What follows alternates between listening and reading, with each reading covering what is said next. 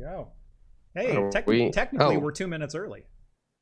Really? My clock? That's weird. My clock on my computer says 8:03. I know. Oh, stupid. Did you set it to 8:05?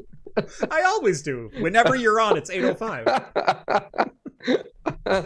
Because I know. All right, there we are. I see us. I see us now. Welcome to Talking Heads, everyone. Episode 212, your once-weekly live show for the latest in beer and tech news. I'm Jeff. I'm John. Welcome to the show, everyone. Thank you so much for joining us on this Wednesday night or in podcast form over on Anchor.fm or wherever your favorite podcasts are found. If you've never seen the show before, we talk beer, we talk tech, we talk games, pop culture, entertainment, usually some Star Trek. All super chats are read on the air so long as they don't permanently demonetize my channel. And if you're drinking along with us, alcoholic or not, let us know in the chat and we'll give some shout outs as we go along. Last but not least, if you want to take part in the super secret chat or the even more super secret after party, think about joining the Float Plane or Patreon. Links are both down in the video description. As a bonus, you'll get exclusive access to the Discord server where you can chat with myself, John, Rhett, Steve, all the hosts from Talking Heads, and take part in the awesome and ever-growing community that hangs out over there. That's right. It is awesome. It is awesome. It is one of the most active, fun Discords I've ever been a part of. It's one of the ones that I'll actually like go through other channels or rooms and just be like, I'm not even interested in this subject, but the community is like, oh, this is a fun community, just to like read what people are saying. Yeah. I have no idea. I don't really want anything to do with the subject, but this is a fun conversation to read. It's really fun to drop in and go, what are people talking about on my Discord? And it's just this endless stream. It's great. You guys are awesome. You guys make it worth having a Discord and helps out the channel as well. So thank you all. Can I turn slow-mo off? No, I will not turn slow mode off in the chat. I apologize, the necessity for it. But starting a couple of months ago, my live streams started getting targeted by spam bots and the like, and I'm done dealing with it. So it's only a 15-second, but it lets my moderators get to the crap before they get to the actual chat, and cuts the heads off the snakes pretty easily. So besides, what the hell you got to say that you take more than 15 seconds to type anyway? So it's like saying you need 15 minutes to drink a beer. Right. We all know that ain't true. John, how you doing this week? As you can see, it's not wood behind me anymore. No, it looks like you invaded John Oliver's space. I know. I'm getting there. I have one more sheet or section to do right on the roof so I can hang my lights because everything's still on the floor. And so then I hope we'll make a montage of the decor, or maybe I do like a live on the Discord and have everyone say like, "Oh, put the ass rag over here." But yeah, no, so far so good. Not too bad, you know. Just one of those things. Tired from Thanksgiving, still recouping. I think I finished leftovers 2 days. No, that's not true. I still have pie left over. I had pie today. Nice. So I still had. With a big family, you always have these huge leftovers, and you get like 5 pies. Yeah. It's like I'm on the last pumpkin pie. Yeah, we even took 2 pies home this year, and because there's actually quite a few gluten-sensitive people in my family. Both my wife and my daughter have celiac disease, and then my brother-in-law just married a girl who has alopecia, and so she's also very, very gluten intolerant and whatnot. So a lot of the desserts that get made around Thanksgiving and Christmas time is all gluten-free, and it goes home with either my family or his family. So it's like, yeah, if there's extra pie, it's like we just get to take it home, which is both awesome, and it's like, man, hi again. Yeah. We do have some super chats already to get to. Kren sends over $5 Aussie in his usual good day fashion. Good day there, Kren. Thanks for joining the show. Scott, $9.99. Thank you so much, Scott. Happy December, gentlemen, and cheers. Happy December right back at you. And Big Spoon's got $4.99 for us. Thank you, Spoon. Here's for my one-on-one time with the rabbit in the Discord. He said when we meet up, I get to run my fingers through his hair. I don't remember that, but I might have had a little bit of whiskey. That sounds like a late night John comment. So, yeah. I mean, like, sure. I'm sure Spoon goes like, just what does it feel like? I don't remember. Yeah. Sorry, Spoon. Oh, let's get to the best time of every Wednesday. What are we putting in our glasses tonight, John? Let's start with you. I got two, and I'm debating. So I have one that usually this style is better warmed up, and it is kind of cold, but it is the lighter one, which I'll probably drink through faster. That is a conundrum. And I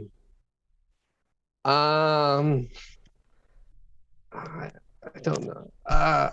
It's in my hand, so I'm gonna go with the IPA. All right. So I have Block 15's Happy Holiday, I think it is. Uh-huh. Their Imperial IPA with spruce tips. Happy Holidays. There it is. Nice. Happy with citrus and spruce tips. 9%.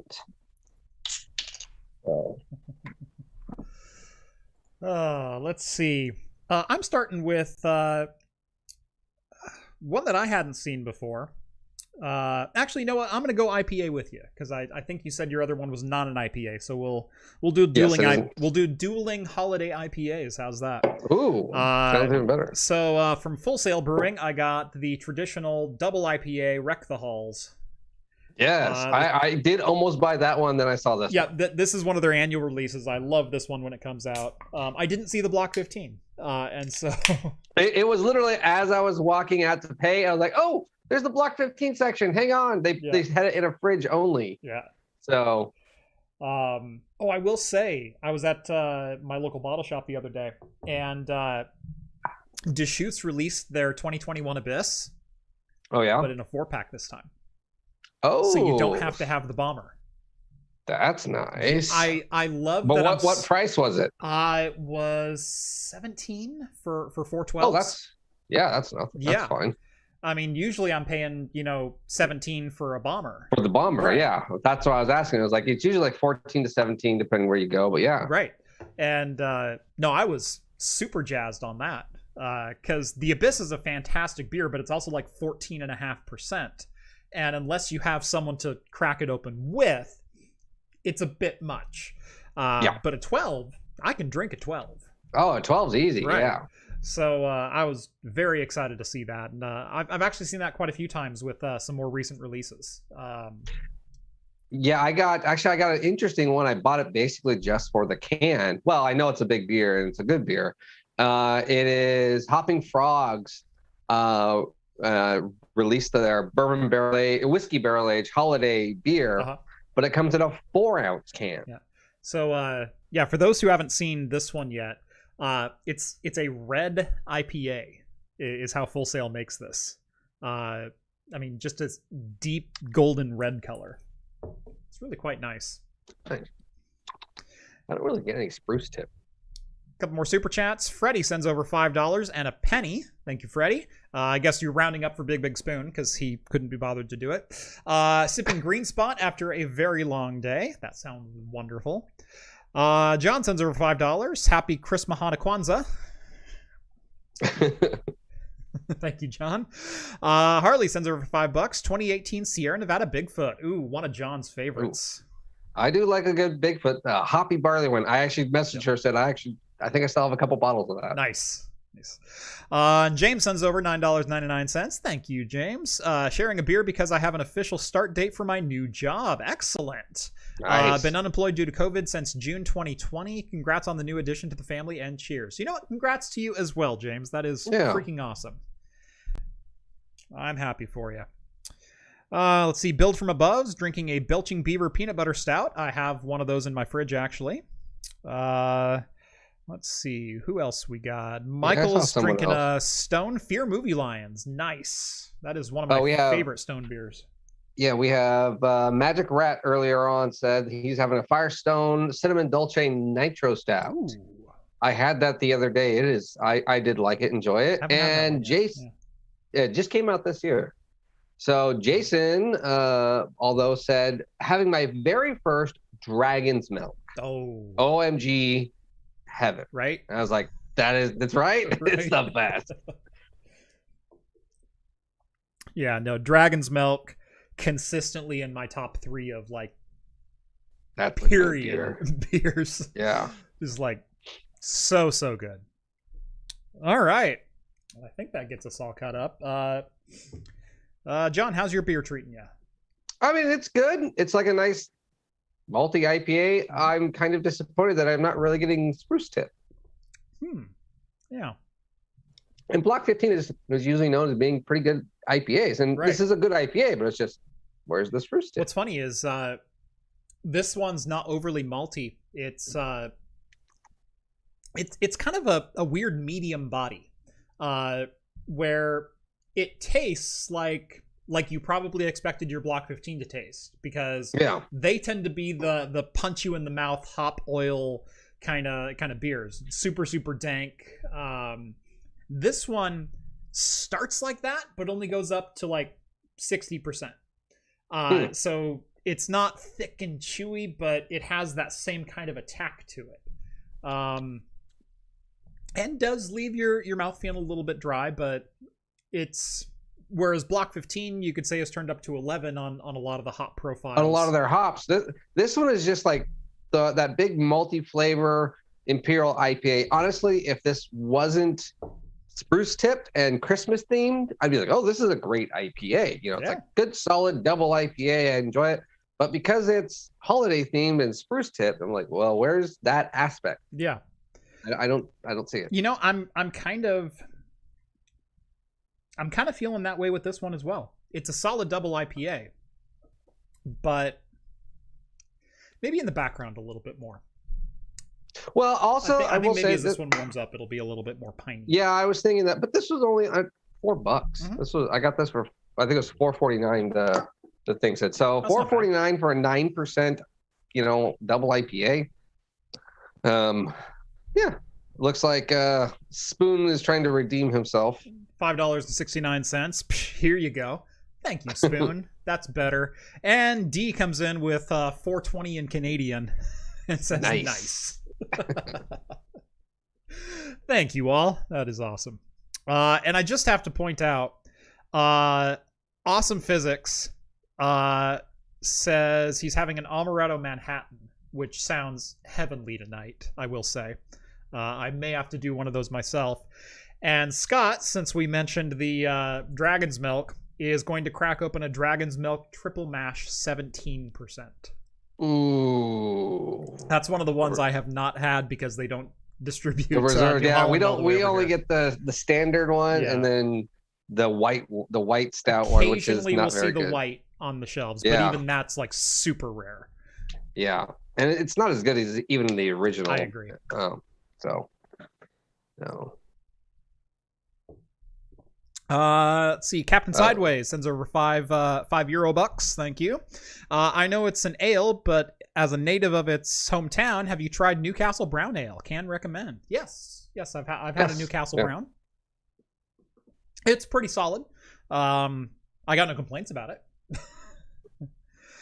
Gosh, the super chats just keep rolling in. Novella Hub $5. Got my Lagunitas unrefined sugar for $1.66. Oh yes, I got a couple of those. Very solid. I have one left. I thought about having it today, but it's strong ale. It's a strong ale. Mm-hmm. So it's just like all of the Lagunitas, like the Waldos and everything. It's good. It's not the greatest, but the budget, you just cannot beat that budget of under $2 or $2. For this high quality double digit % beer. Right. Okay, now I think we're all caught up. Let's go ahead and dive into some tech news, starting with John, I think you were trying to make this your new career, weren't you? I was trying to. Well, it was funny. We were getting all these super chats, and I was going to say, Jeff, wouldn't it be nice to get 200K? Yeah. By the way, someone needs to donate $5.05 right now because that'll bring my total up to 69.69.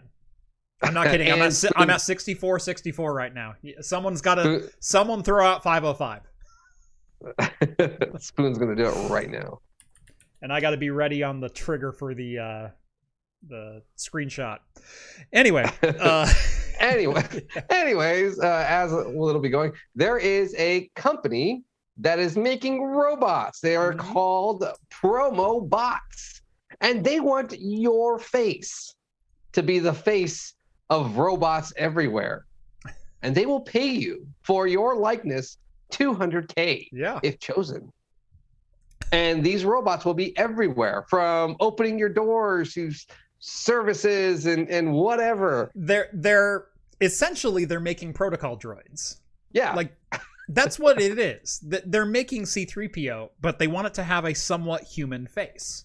And so what's the best way to get a human face? It's to recruit an actual human, have him 3D scanned, and then make a mold and print him out. And they own your likeness. Yep. This is essentially the Elaine Bennis mannequin Seinfeld episode. But yeah, they originally wanted. Am I cut out? Did you cut out? Don't worry about it. I'm taking a screenshot. Oh, okay. I was like, Jeremy, thank you, good sir.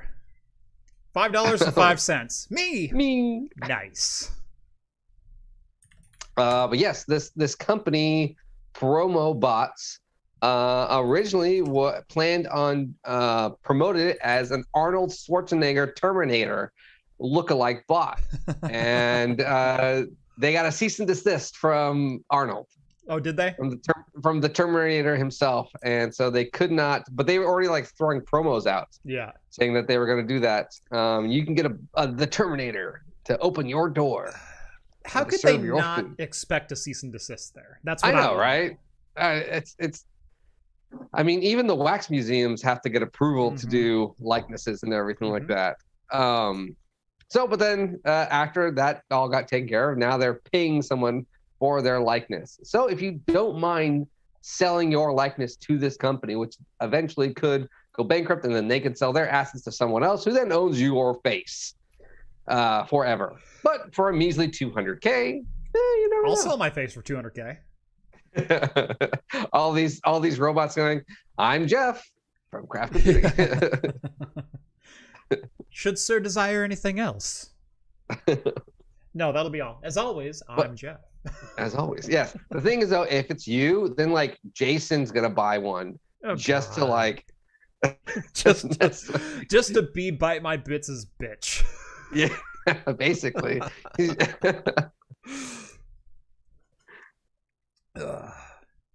Novella Hub says Hops and Brews can get his face and double as Bender. Yeah. So yeah, kind of a funny tech thing I saw. I thought it was robot lookalike. I mean, it's a cool concept. But we've all been on the phone with Siri or Alexa or whoever else, and okay Google, and sorry about activating everyone's phones just now. But you've tried to ask a question or something else that just goes horribly awry, and you end up swearing at them. So I don't necessarily want to swear at a robot that has appendages that can be used for evil. Well, what would really stink is if then like someone saw you walking down as yourself and be like, I hate you, it's your fault. Yeah.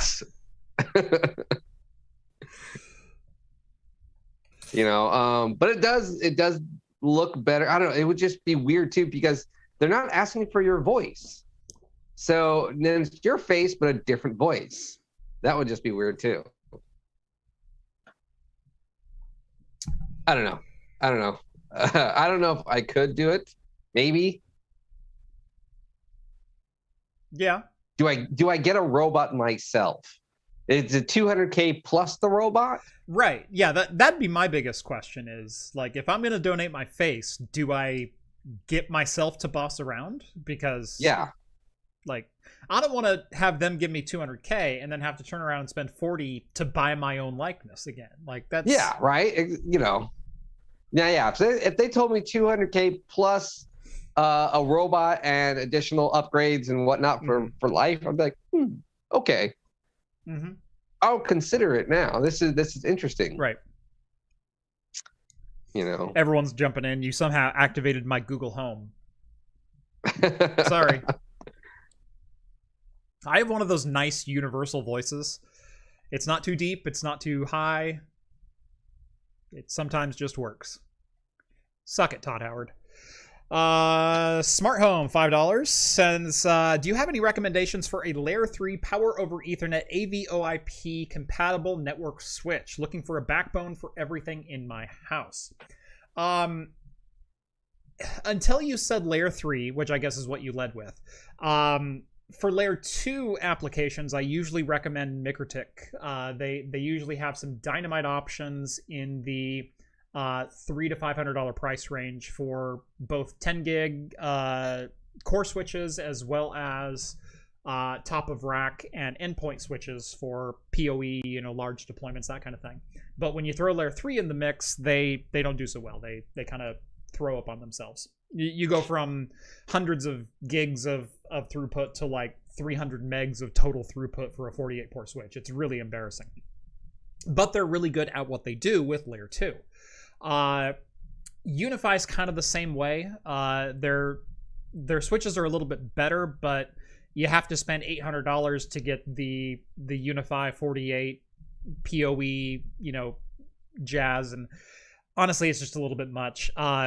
I would go on the used market, and this one's a little bit out of left field, but I would look at an HP 2920, also sold as an Aruba 2920. They come with PoE. You can get them in 48 port or 24 port. They don't have native 10 gig on them, but they do sell modules that you can plug into the back to get a pair of SFP Plus ports for 10 gig. And they handle Layer 3 marvelously well. I haven't looked at pricing lately, but I'm betting you can get them for under $300 on eBay. So that would be just pulling one out of my hat. What I would look at is the HP/Aruba 2920.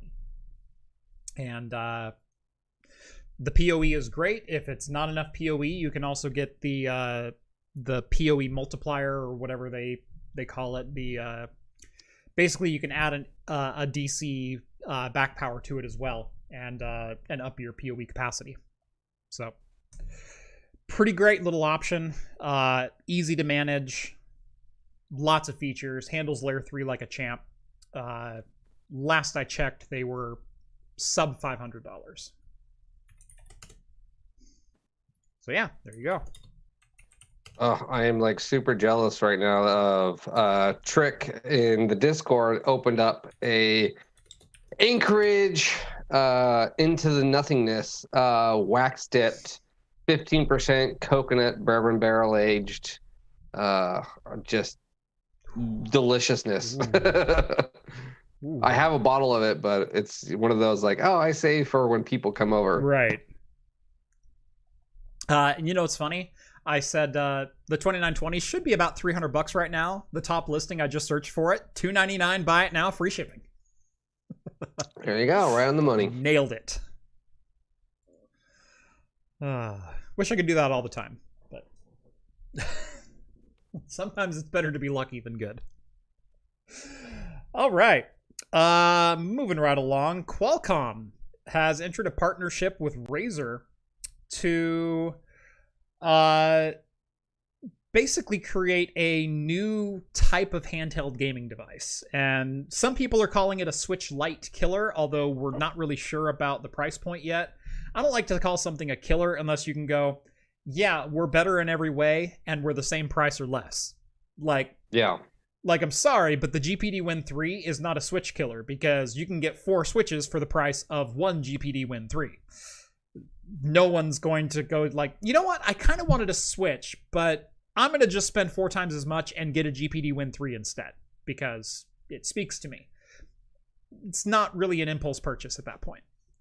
Whereas something that's aiming to compete with the Switch Lite, a la the Ein Odin or this unannounced, unreleased Qualcomm and Razer collaboration, if they come out at $199, that starts to add into that same equation. Right. Yeah. Do I want to go Android? Do I want to go Nintendo? Do I, where do my priorities lie? Well, the thing is, though, I guess when I was looking at this, I don't know. I was like, okay, it's just an Android. When it said it was an Android-based device, we were looking at the hardware. Hardware's good. Hardware's great. It's got the latest Snapdragon Qualcomm Snapdragon G3X. So we know it's going to do that. It's got a 120 hertz 6.6 OLED screen, so that's nice. It's got all the other flashy stuff. It's Wi-Fi 6 supported, so that's cool. Active cooling. Then you take a look at the case and the casing and the shape of everything. It just looks like, to me, from these photos, looks like cheap plastic and a cheap cell phone. And there's so much space around everything. Yeah. Now, I will say, this is going to come with the flagship Snapdragon G3X that was just recently kind of teased / announced. I know Snapdragon was holding a press conference like 2 days ago. And this is kind of the handheld that they're coming up with. I'll say, if they're aiming for portability, it's kind of hard to have those great big bulky handles. Now, I'm sure this thing is going to be wonderfully ergonomic, which is another always big bugaboo with handheld games, is how comfortable is it to hold for an hour. And that's one problem I had with the GPD Win 3 was I ended up supporting it with my pinkies and my ring fingers, and my hands would actually start to go numb and lose circulation because you're holding up that much weight. Yeah.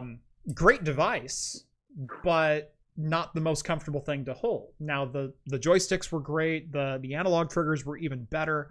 But if it's not comfortable to hold for more than 40 minutes, it makes for a pretty mediocre mobile gaming experience. This looks like it's going the other way, where it's going to be less portable in favor of ergonomics.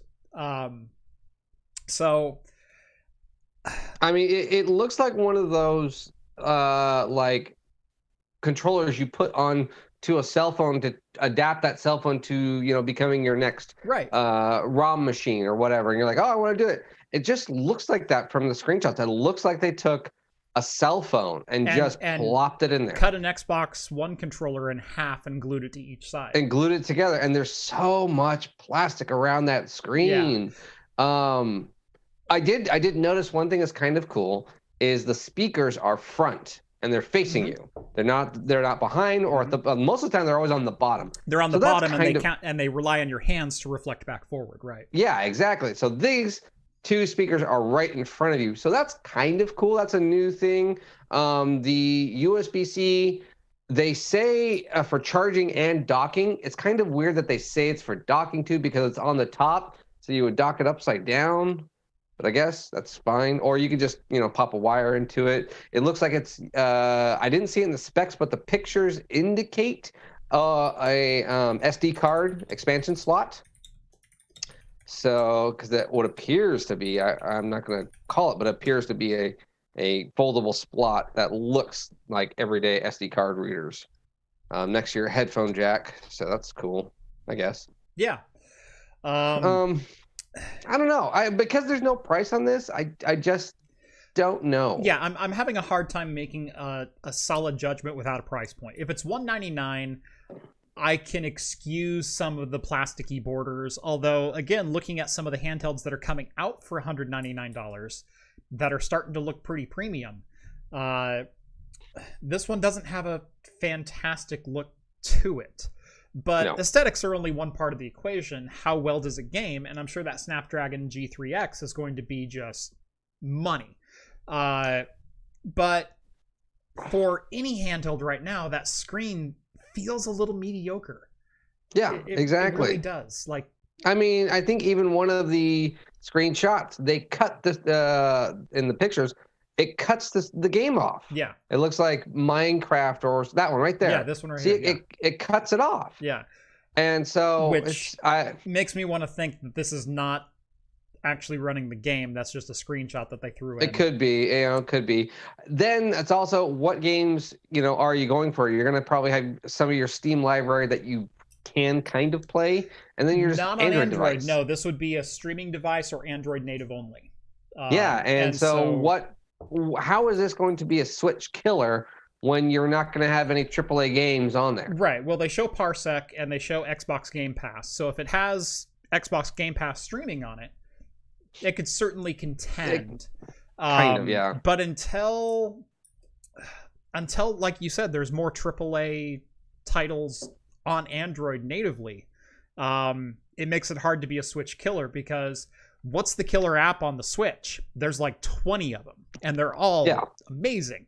What's the killer game on Android right now? Flappy Birds? 10 years or 5 years ago? Right. So there's not I think Genshin Impact is I think Android's like biggest world RPG game, that it's like, yes, I want that game in AAA format. I'd put it up on my TV and play it. Beyond that, you got to find your games elsewhere. So yeah, that's why I don't know about this. And if it is going to be with this hardware, and if it is supposedly a Switch killer, which indicates probably a lower price point, I then think they probably had to put their budget in hardware and not in the plastics. I bet the plastics might be cheap. I don't know. Just it's off-putting right away. The design is just off-putting, and just no, I don't want it. Yeah. Now, full disclosure, I backed both the GPD Win 3 and I backed the Ein Odin, and I had the GPD Win 3 for months, and it was a great device. Played on it quite a bit. But I found myself going back. It was very, very good at games, at getting like 30 to 40 FPS out of a lot of titles, with the exception of like Cyberpunk, which ran at 25. But I think that's even been optimized for the Intel Iris graphics now. But it was hot and it was loud when you were playing those type of games. And I found myself streaming on the device more often than not. And I went, do I want a $1,300 streaming device, or would I rather go back to my GPD Win 1 and just stream to that and deal with a half-inch smaller screen and less ergonomic controls, but a device that stays silent, and because it's just streaming and decoding video,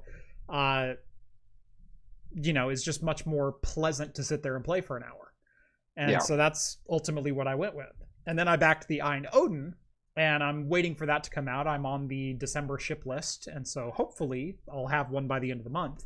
But that's going to be my streaming handheld, because it's a 6.5-inch screen. It's only a Snapdragon 945, so it's a little bit older hardware, but it'll play a bunch of Android games natively, and it should do Parsec like gangbusters. So yeah. I mean, honestly, if this comes out for cheap, it might be worth the cheap buy. Really, it might be. It really might be, because with this hardware, it's going to be good for a little bit, for a while. Yeah. So, but if it comes in at like $399, yeah, it ain't no Switch killer then. It ain't no Switch killer then. $199, if you're, because this has got to compete with this. Unless you announce a Breath of the Wild port to Android, this ain't no Switch killer. Yeah. What is it? What's the Switch Lite? Is that what it's called? Yeah, the Switch Lite for $199.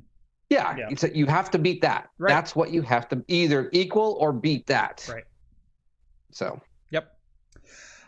Spoon sends over another $9.99. Thank you, Spoon. How much for a Bite My Bits ad for his New Year's live stream? Wait, did that count? # free craft ads. I only do that because it's so much fun to watch Jason get white girl wasted. On such light stuff, I know. Like, Bud Light, like 3 Bud Light oranges, and he's going, "Ooh, I'm feeling that. Ooh, this is good, right, guys. Let's start an argument." Yeah. Tune into Jason's live stream. It's always good for a laugh. Yes. ANT Technology sends over $5. Thank you, ANT. Alexa, add craft beer glasses to my shopping list. No hesitation there, by the way. Right. But you should really go to craftcomputing.store and get yourself some official pint glasses. You know, just say that way you can drink like a pro. That's right. Let's see. Not a pickle says $2 or sends over $2. Balloons TD6. I don't get it. Okay. Then I don't know how to say your name. Stretch. Oh, there's an S in there. Yeah. Yeah. Got me. The phone looks like a Razer Kishi, but with the phone included and more plastic. Yeah, no, exactly. Yeah. The Razer Kishi, for those that don't know, is a game controller that snaps onto an Android or iOS device and turns it into a game controller.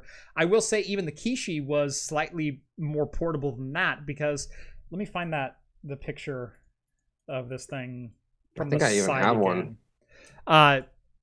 This thing is not that portable in that form factor. Like I said, I'm sure it is comfortable and very ergonomic. Like, that's just an Xbox One controller cut in half.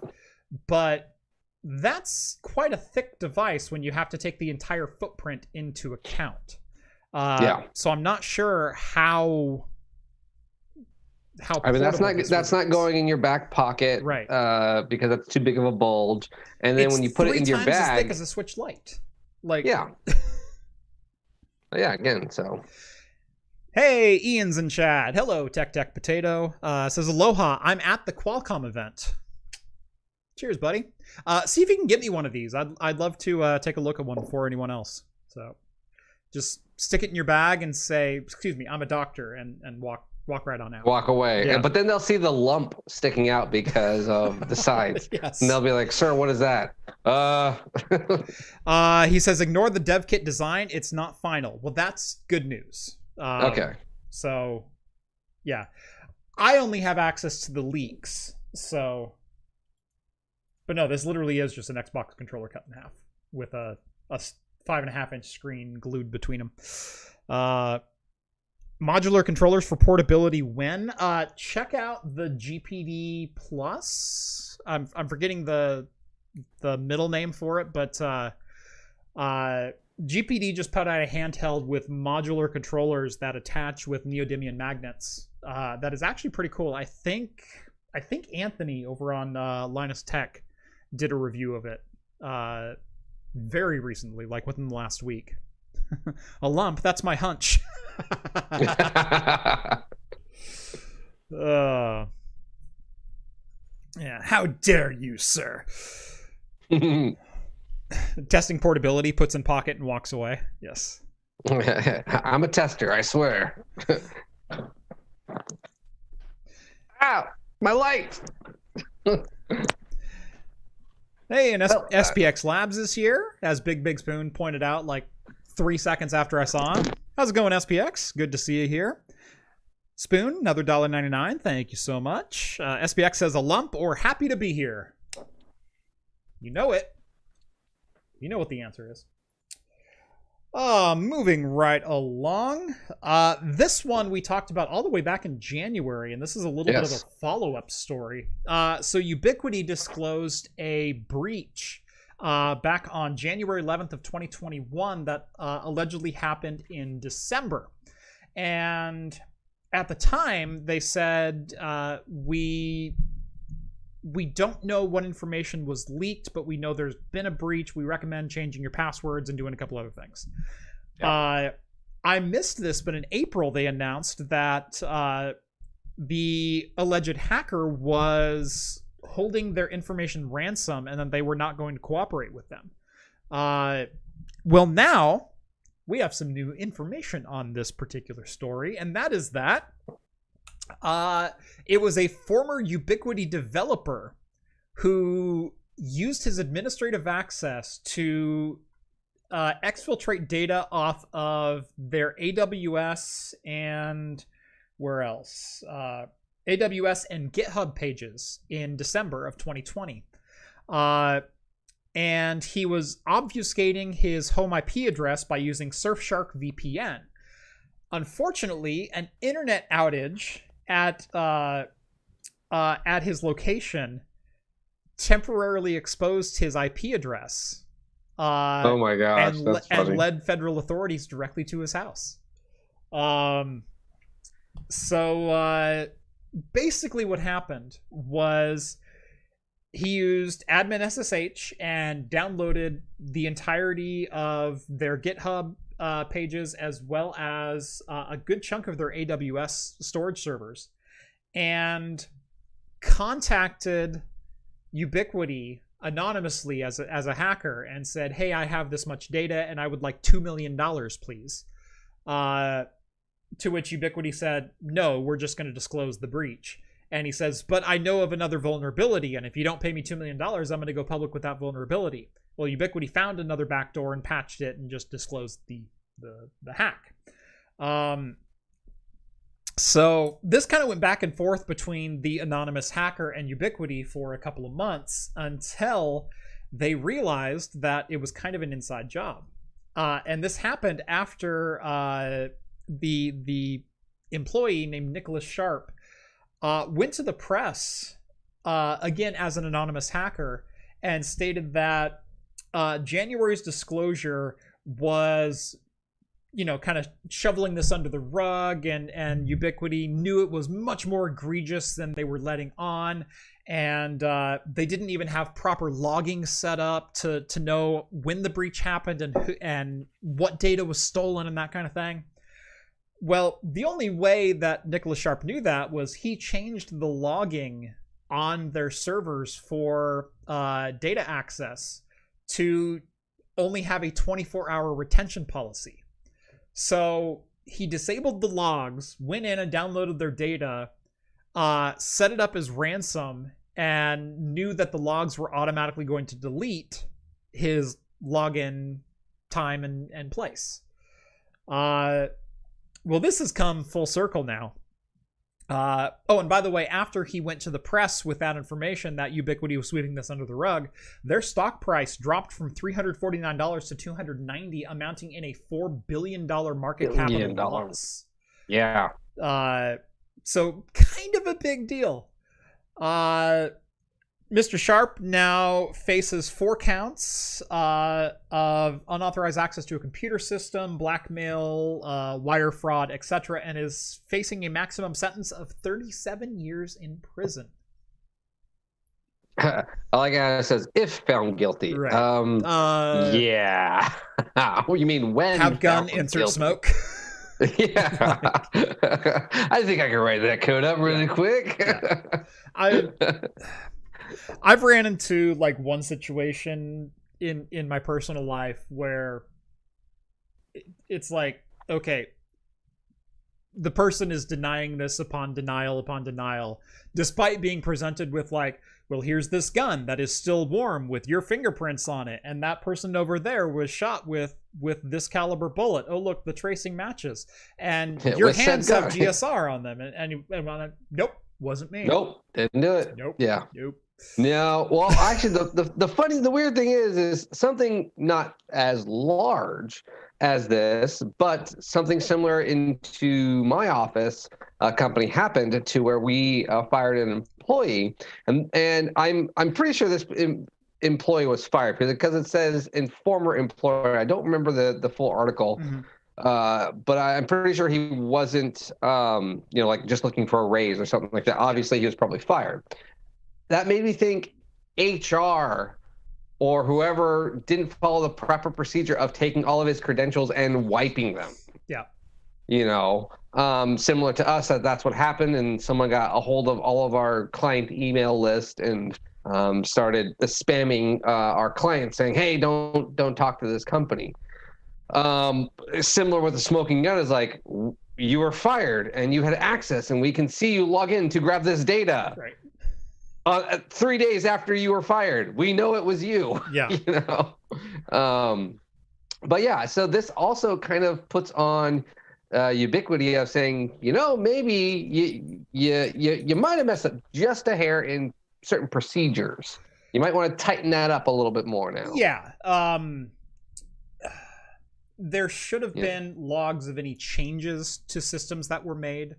And that should all be in automated reports that sysadmins get on a daily or weekly basis of change logs. Like when you manage infrastructure of this size, you usually get change logs. And so either the change log wasn't happening or the change log wasn't read.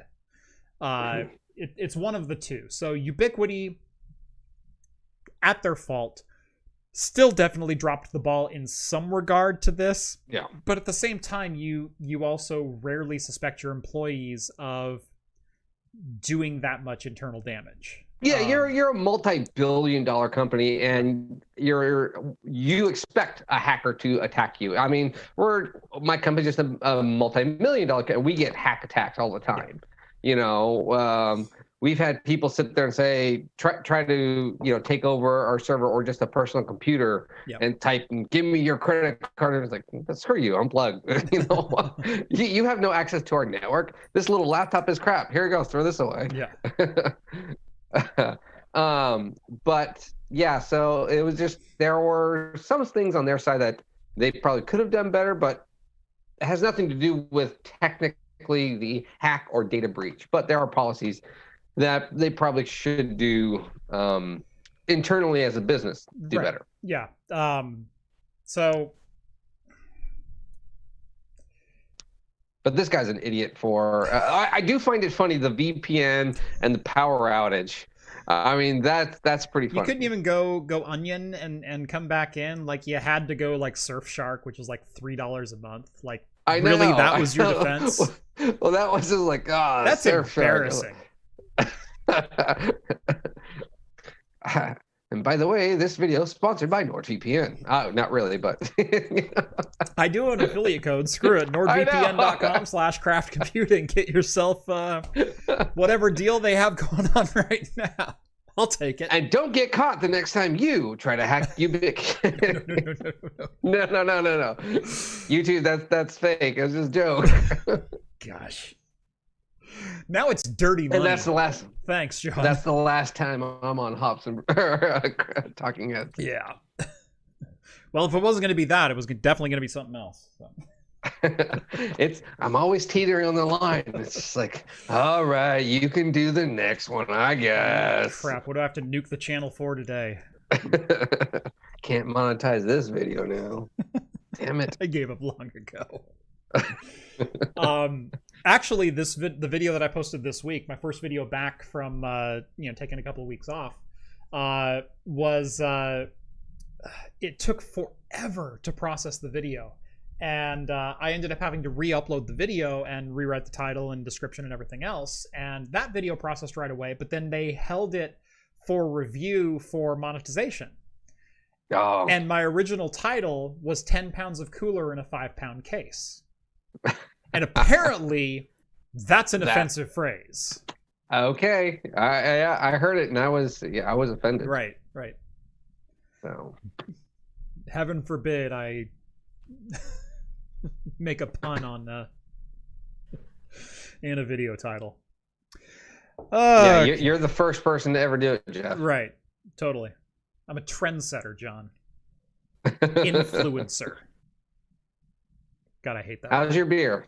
Did yours ever come out a little more like you were saying? Let me try it one more time, because I really haven't been paying attention. Like, it's a totally pleasant double IPA, and so I'm happy to drink it. But as far as being like holiday inspired, let me take a drink and pay attention real quick. Mine actually had. I was kind of surprised. It had a little sediment at the bottom.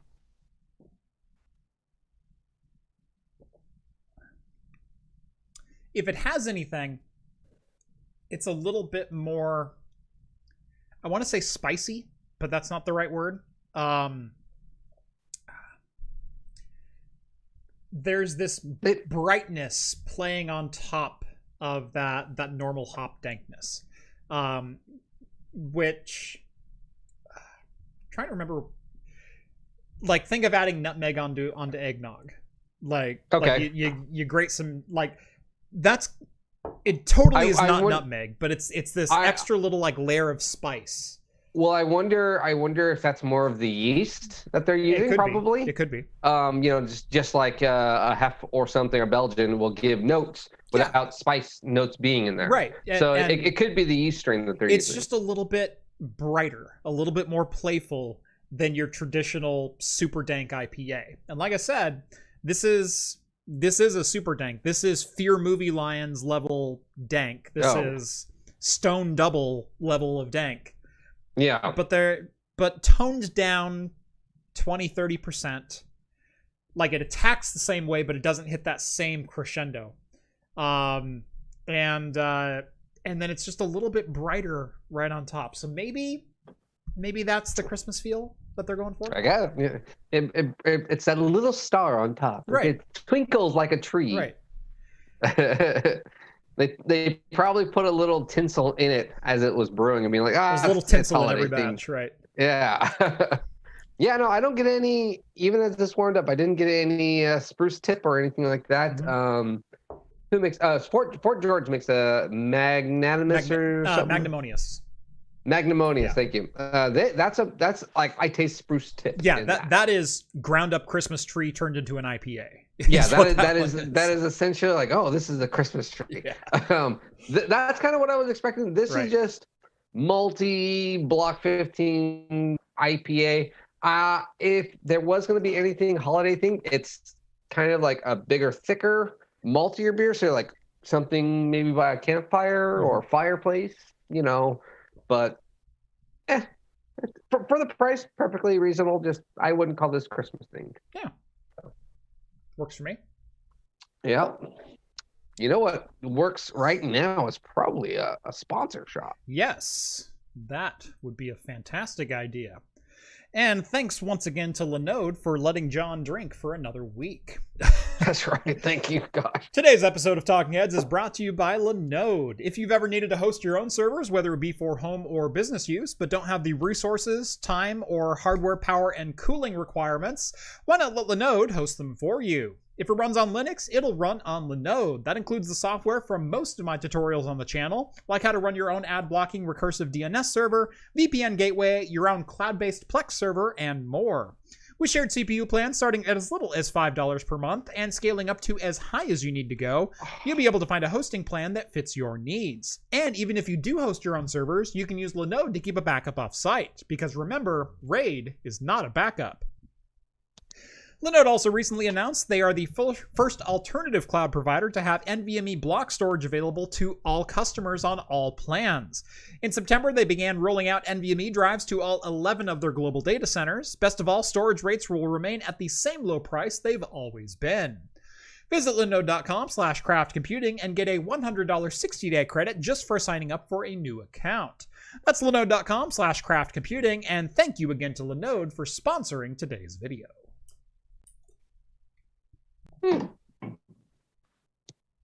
All right.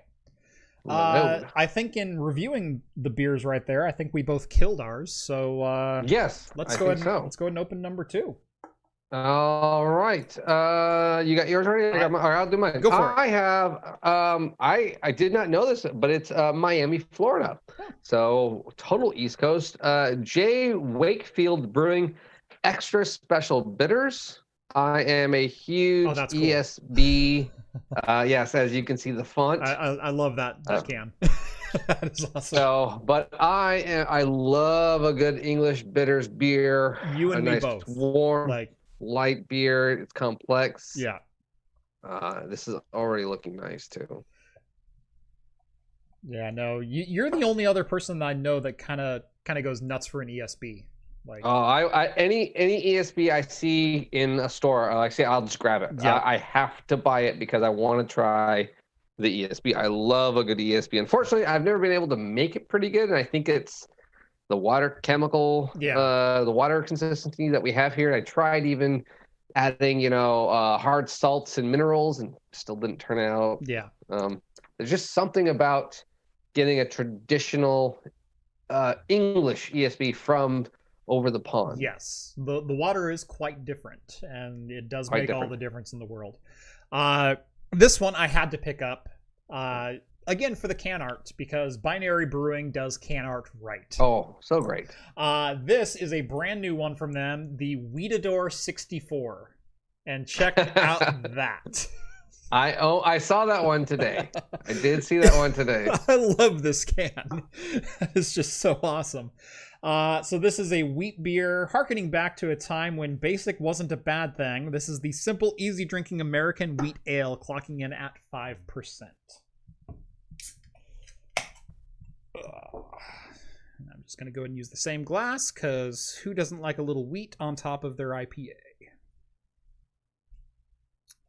Honestly, a pretty clear wheat beer. Wheat beer, yes. Well, wow. I mean, they could just...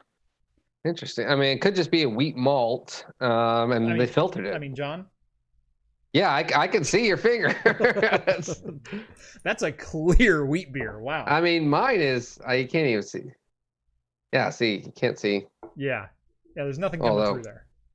Although I will say mine is super heavily carbonated. The bubbles are just going off, and I think I got a little floaty when I poured it in there. So, but East Coast might have traveled. There's a very, very light cloud inside of this. I mean, very I can see a little bit of it swirling inside of there. Ooh, you would like this one. Would I?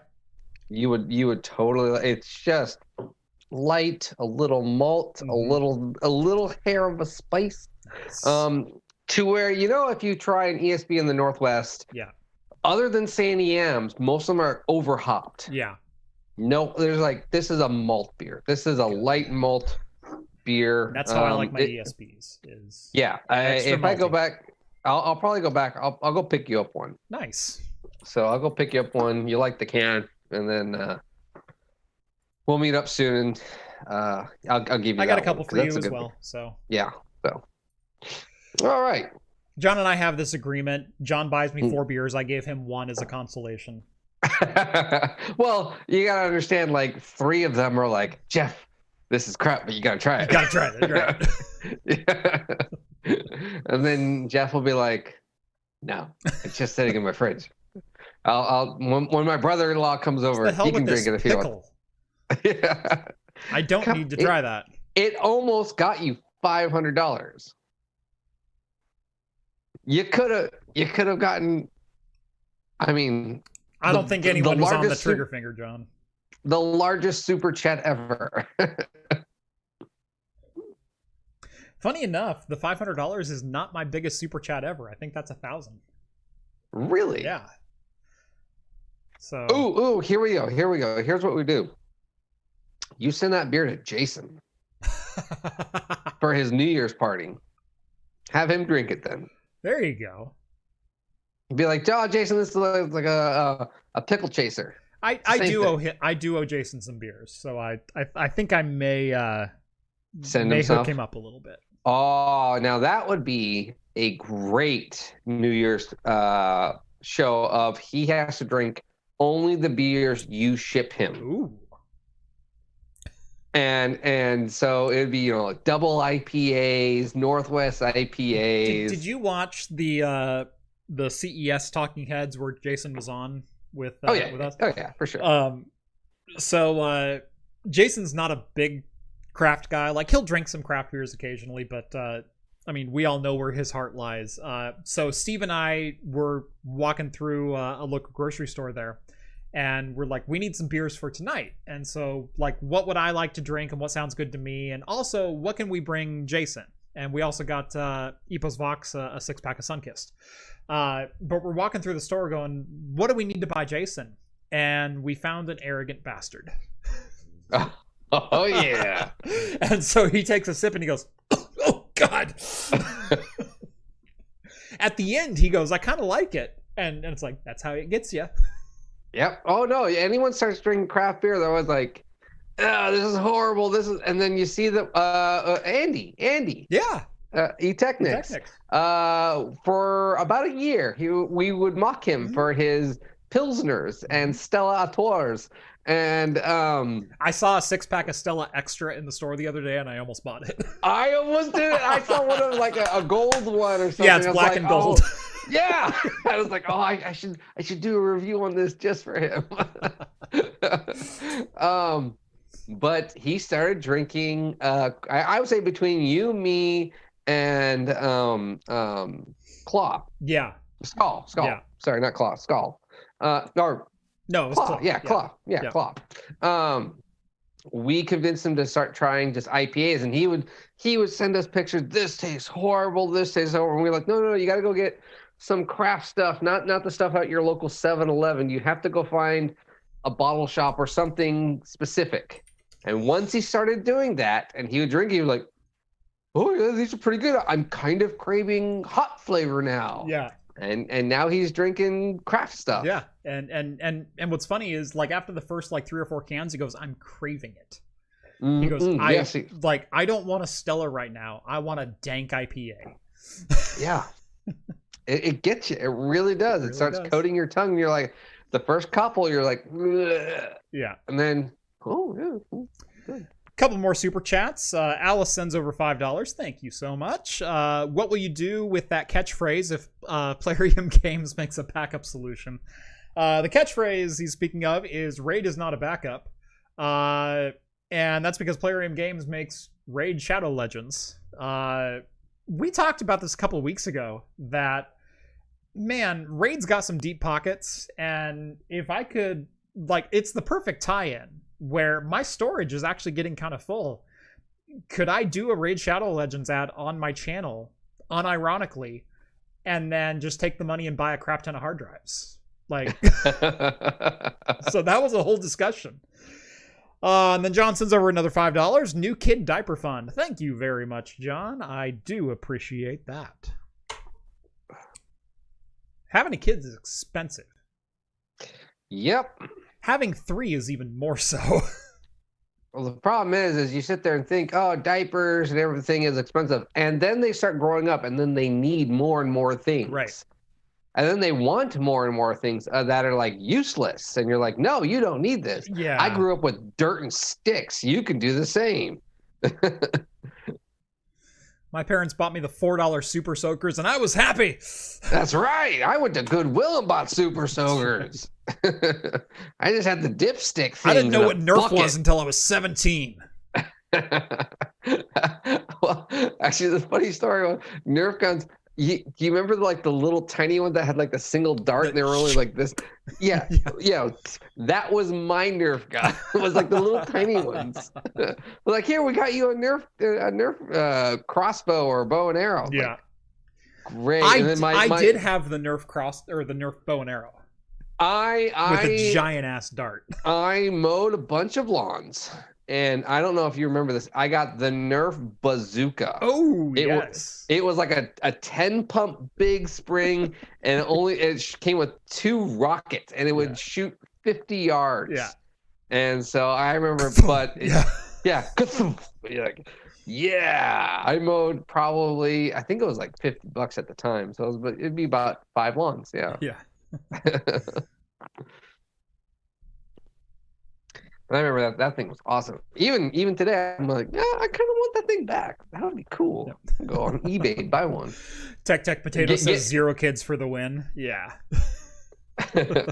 See, actually, I think that'd be great for my son. Not for him, but me to discipline him. 3 kids and 0 money? Why can't I have 0 money and 3 kids? Yeah. Yeah, no, I have that running joke as well with Brian over at BPS Customs, because he's a dink. For those that don't know, that's dual income, no kids. So yeah, he and his wife go to like Vegas 2-3 times a year and whatnot. It's like, yeah. Oh, okay. I'm just looking it up now. The bazooka that I had with a missing dart, a complete set, is going for $400 right now. Yeah, don't look up your childhood toys. I learned that a long time ago. Nostalgia is a hell of a drug. but it's missing a dart for $125, or do I actually do with $30 shipping? Oh my gosh, I should have kept that gun. My Nerf bow and arrow is only $97. Oh my gosh. The best offer pre-owned with no bullets, $230. Yeah, here I'll even share this link. So this was my bow and arrow. This was the bow and arrow that I had. Patrick sends over $5. I'll add to the diaper fund. Thank you very much. That's only, and Tech Potato says, that's only because we live in London and it's super expensive. Yeah. Right. Unless you have a kid and he already has a job, you're kind of stuck. I mean. Yeah, there's mine. The Ultimator. That's what it was called. Yeah. Yeah, no, I had this exact same bow and arrow in classic early 90s blue and neon pink. Oh, yeah, mine was purple and green. Yeah, and that bright yellow handle. No, that's my bow and arrow. And you could put 2 arrows up inside storage, and then you had 1 arrow that went on the tip. So it would hold all 3 arrows at the same time. Yeah. Yeah. Those are toys. Yep. Toys today break. Yeah. Speaking of fun toys for adults now, there is NVIDIA RX 3090 Ti. Boy, if we want to talk about lackluster Ti models, I think this one takes the cake. I mean, sure, it's a new toy and it's gonna beat the 3090. But like 2% on every margin, like it's pathetic. So hold on, let me pull up my RTX 3090 specs here. The NVIDIA RTX 3090 is a GA102 GPU based card with 10,496 CUDA cores and 24 gigabytes of GDDR6 memory.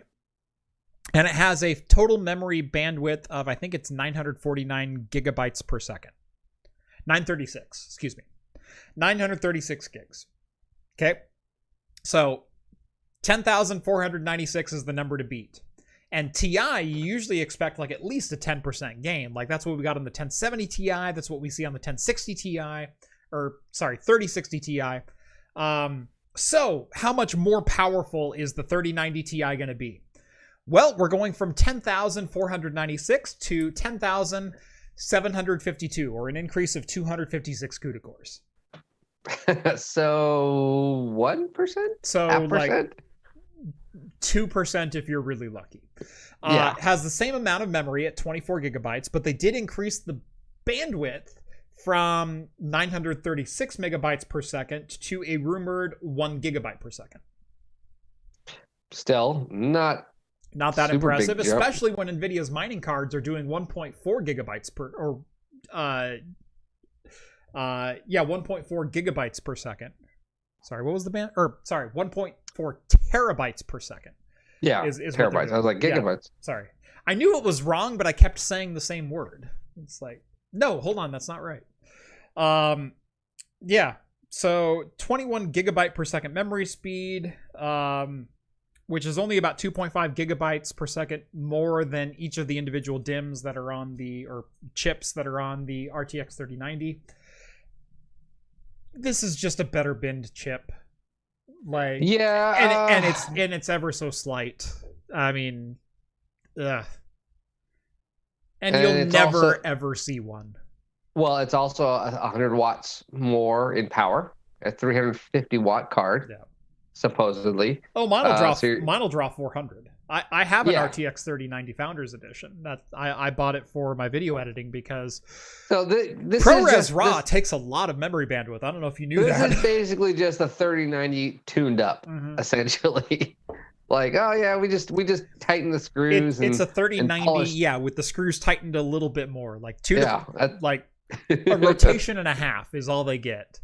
Yeah, and they're like, oh, that's a Ti. Yeah. So, if you ever see one, good luck. Why buy it then? Because the Titan X Pascal to Titan XP was a bigger upgrade than the 3090 Ti from the 3090. Like, it went from 3560 CUDA cores to 3820, I want to say. So at least that one got a significant bump of like at least like 5 or 6%. I thought that was Manic Geek was BPS. I thought Manic Geek was BPS Custom Son. That's what I was laughing at. Oh, God. Oh, man. I feel bad for him. Sorry, bro. No, if you love keyboard stuff, check out the Manic. I'm gonna snip that really quick. Snip that. Yeah, but if you do love keyboard stuff, check out the Manic Geeks channel. Yeah, that's awesome keyboard stuff. Yes. So yeah, if you are a keyboard freak fanatic who loves to tinker and get the best and most out of their keyboard and customization, he is the guy to go to. Yes. Needs more love. He is moving up, but he needs more love. All right, sorry. And then I have to this. Oh, we know BPS Custom will hit it right away. And then we did did I miss it? Big Spoon, $1.99. He's saying, "Hey, I made a baby," and he did. Congratulations! You did make a baby, Spoon. Well, you're about halfway through it. Like, yeah, you haven't made the baby yet. I mean, you did your work, but you did your work, and she's doing the rest of it. So you know, good one night worth of work. Right. So, but actually, That was my best. Yeah.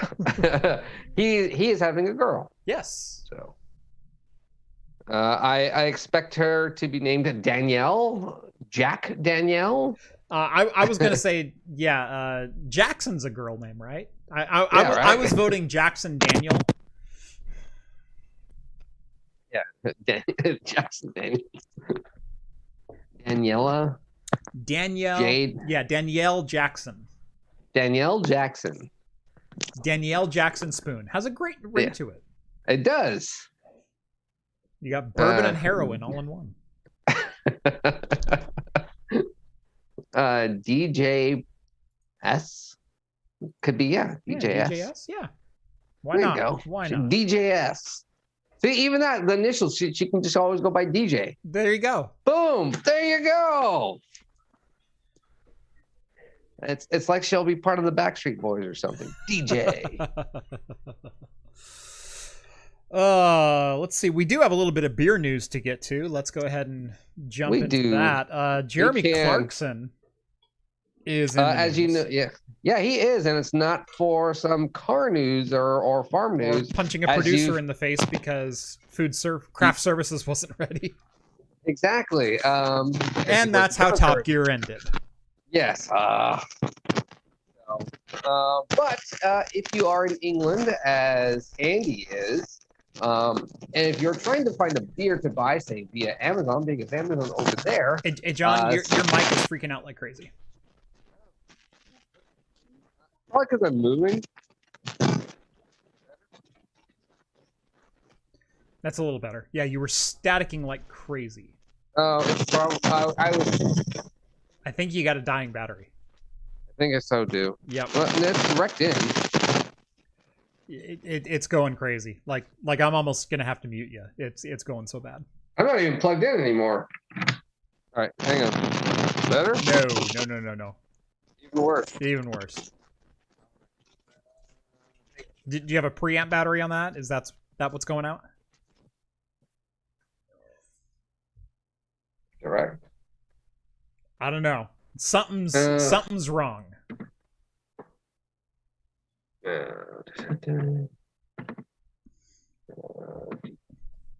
Test. There you go. That's better. There we go. All right. So I just switched to my laptop mic. Okay, that'll work. Yeah. It's not as good, but it's a little echoey, but it's not bad. So yeah, we'll work with that.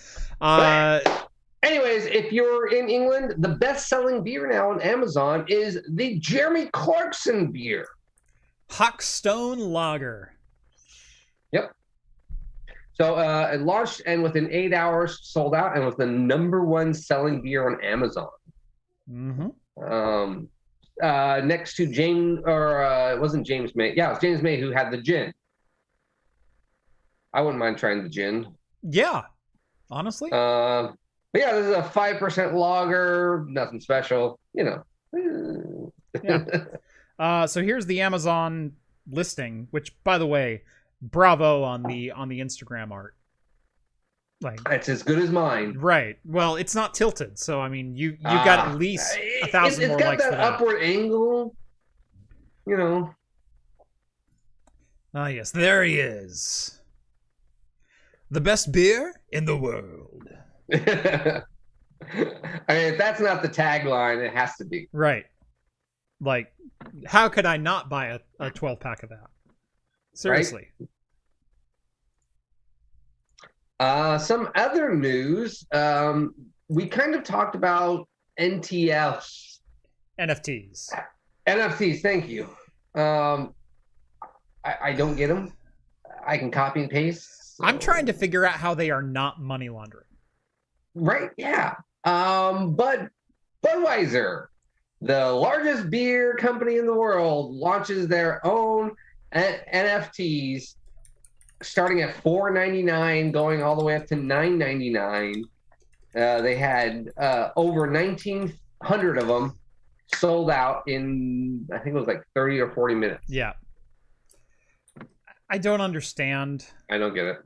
1,936 NFTs ranging from $500 to $1,000. Yeah. Yeah, And they're on their own, not crypto. Hey, look, I own an NFT. Oh, you're going to get copyright for that. Oh, yeah. Snap. Oh, you also had to be 21 or over to buy this. Yeah. Tech Potato says, you're selling receipts. The new Qualcomm SoC can mint NFTs. Yeah, that's one of the features that they debuted, was the ability to generate unique codes to mint NFTs from photos you take with your phone. I don't get this. It's a frame by frame. So if I did a 4K video at 120 frames per second, you could sell still frames from that. I know, exactly. So I get every second I have 120 NFTs. Mm-hmm. So every episode of Hops and Brews, thousands of NFTs. Yeah. Me drinking a pickle beer. Right. I actually did shoot my highest frame rate ever at 170 FPS earlier today for a project. So what were you doing in slow-mo? Someone has been asking me if I ever solved the issue with the Arctic cooler of making it shorter. I didn't fully succeed, but it's slightly shorter now. And I have it in a beautiful 170 FPS. 4K 170. Yes. You're gonna cringe.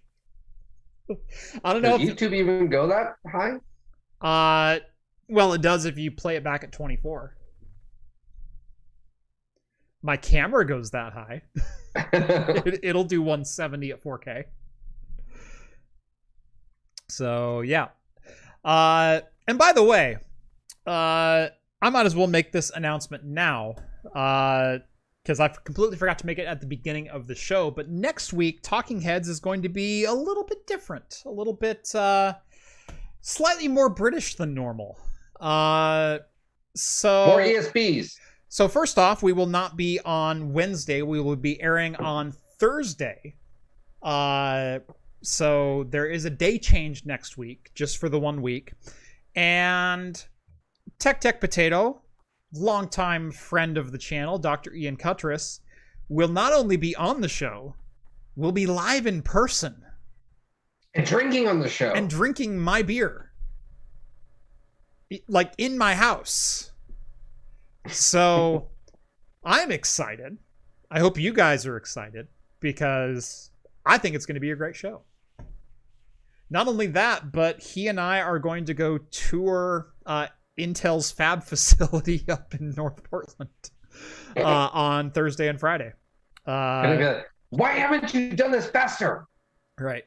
What's wrong with you? Yeah. Yeah. The only way I can get Intel to respond to me is to ride on Ian's coattails. So I'm cool with that. I'm cool with that if he is. But yes, give a fantastic greeting to Ian next week, and we will be tech potatoing it up here on Craft Computing. I have some potato beer or some potato vodka. Like we could totally break that out. Baptize Ian in dragon's milk. I mean, I can bring some homebrew in that pool again. We can just dump him like what I did. Oh God. I will say we're having a wonderful English summer, and so he should feel right at home when he flies in. As long as you can hold a camera, Jeff. I have people for that. Like Craft Potato or Tech Computing. I think Craft Potato.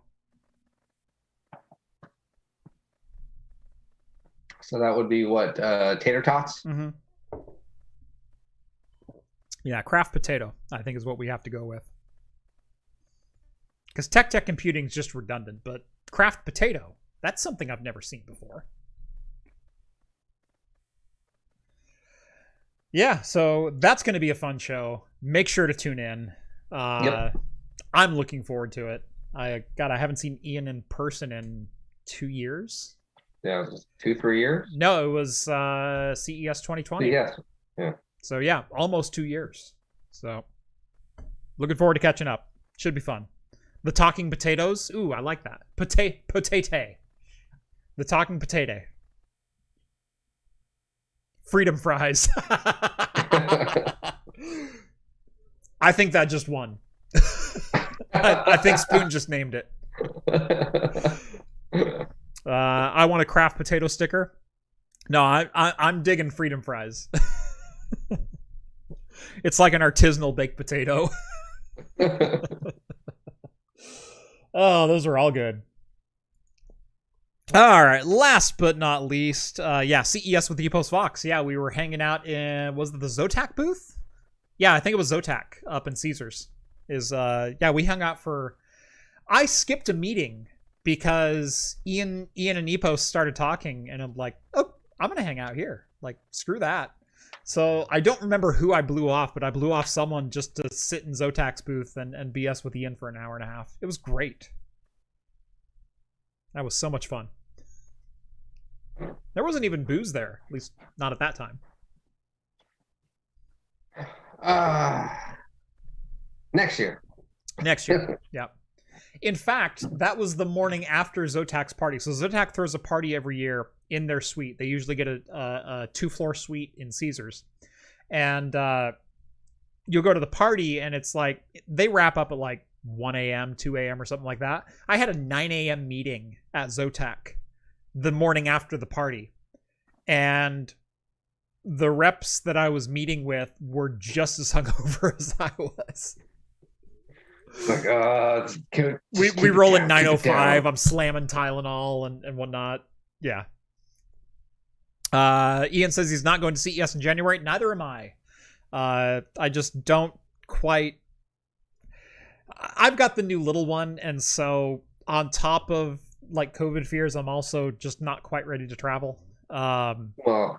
So yeah, I mean, 1 month old, you just never know. Right. So yeah, I'm taking it easy. My first scheduled flight out is possibly going to LTX. If they are able to hold it this coming year in Vancouver. So sometime in August. I'm not even going to Computex this year. I was planning on it. I was actually planning on it last year. But you know, whatever. My first scheduled trip is probably LTX this coming year. All right, one last bit of news to get to, and then we've actually got time for some Q&A tonight. So get those cues queued up.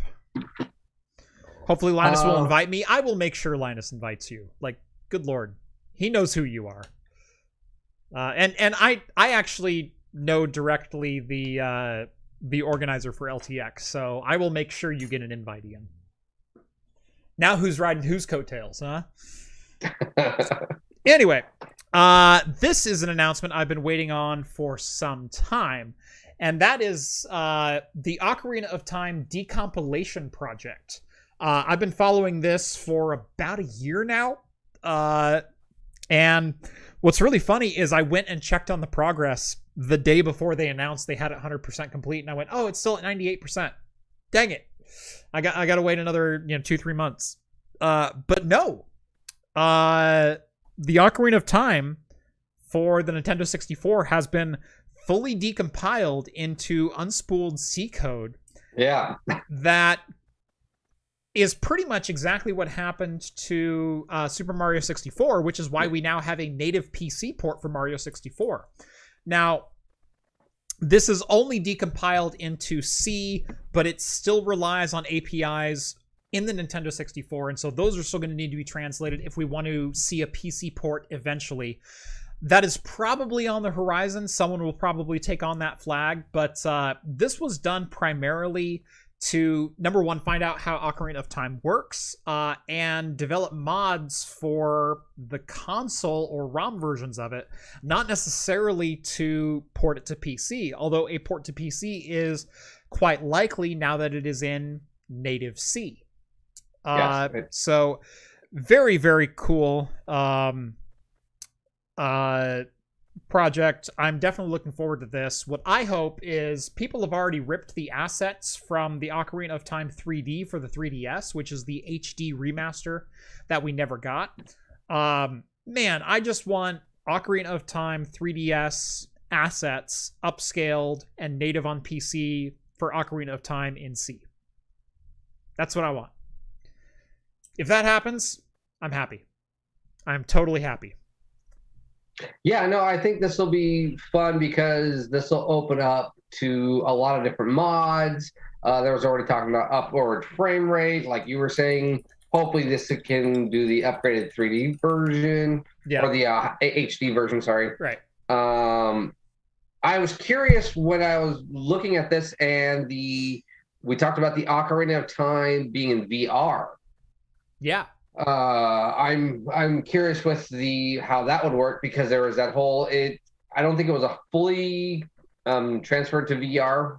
I think it was just a couple levels. Now, this version that they decompiled is actually the Master Quest for the GameCube off the promotional disc. Yeah. And so it actually has all the code for Ocarina of Time as well. But it is a ROM running in an emulator on the GameCube of Ocarina of Time with the Master Quest enabled. And actually, I spent my time off from the channel playing Dad to 3, and also having my 3DS up and playing through the Master Quest on the 3DS. And so I 100%ed Master Quest on 3DS, and I'm pretty happy about that achievement. I am not a speedrunner, but I got every heart piece, I got every Skulltella, I got every item, I got Big Goron sword, and I beat the game, and I'm very, very happy with that. In the amount of time that I had to play it. So, well, actually, within, what do you have, like 4 weeks? 2 weeks. 2 weeks. That's still very impressive. Right. Just on a casual run through. Anyway, we do have a couple super chats to get to. Smart Home sends over $6.69. Nice. Have y'all done any AVOIP or DMX over IP? Do you have any tips for server rack equipment that handles internet and production level audio, video, and lighting? I've done a little bit of DMX over IP. John, you might be able to chime in on this as well. I'm not very well versed in it, but I have helped. I have helped a couple of friends set up similar systems for like mobile DJ kind of stuff. Yeah, I've done some lighting stuff and audio stuff, but never like, I'm going to go set up my own private system. Yeah, I've helped them tinker with it and get some programs set up and some scenes set up, but I've never done like fully dived into that kind of thing. I have looked into potential DMX setups for my next office because I would like to automate some of the lighting setups for that.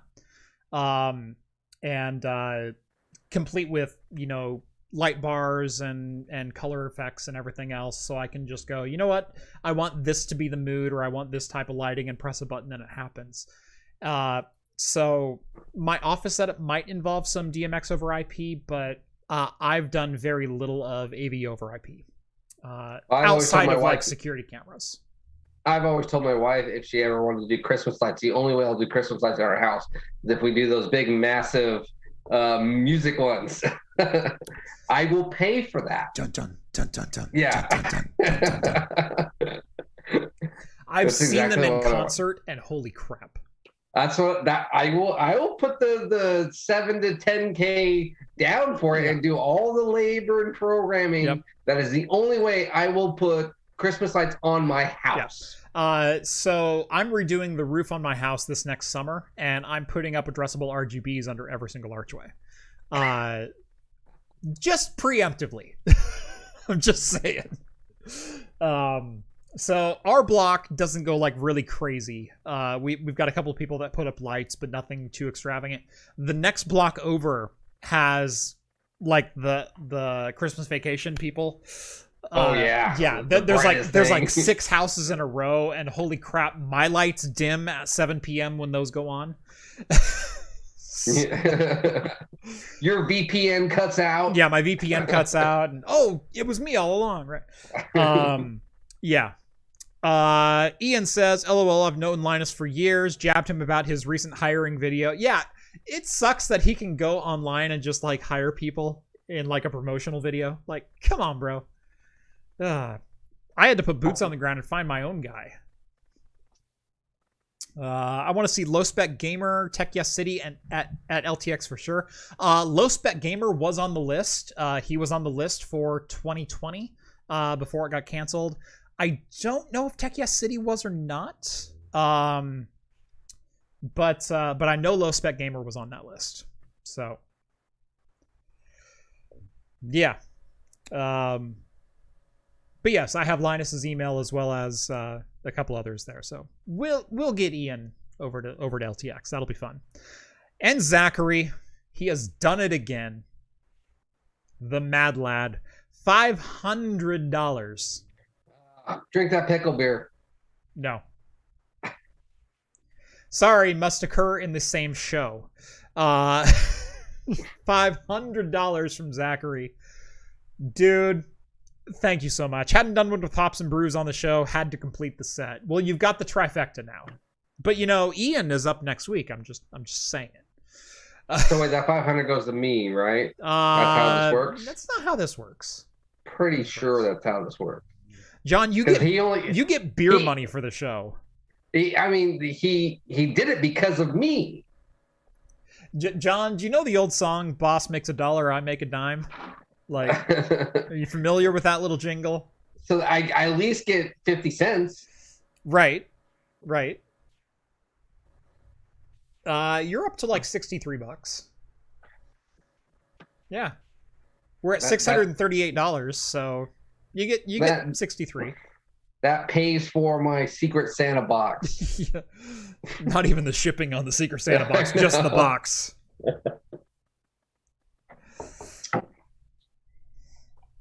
Yep. Thank you, Zach. I literally cannot thank you enough. That is so incredibly cool. Novella Hub's calling for me to drink the pickle beer too. I can't. I physically can't. Oh no. So I gave another one to a friend of mine at work who used it as a punishment. He has a sports podcast, and he used it for his whoever loses this week in points, fantasy points, has to chug the pickle beer. Yeah, the guy couldn't do it. There are very few things I cannot consume, and pickles is like top of that list. I mean, absolutely top of that list. I hate them in every form, style, cut, dill, sweet, garlic, vinegar, whatever. I don't give a crap. Pickles suck. And they suck to the point that I will literally like gag reflex on them and vomit. So, period. The only time that I can kind of like maybe consume a pickle is super, super finely diced and in like a tuna salad or something like that. Yeah, that's same for me. And I mean super fine. If it crunches, I'm out.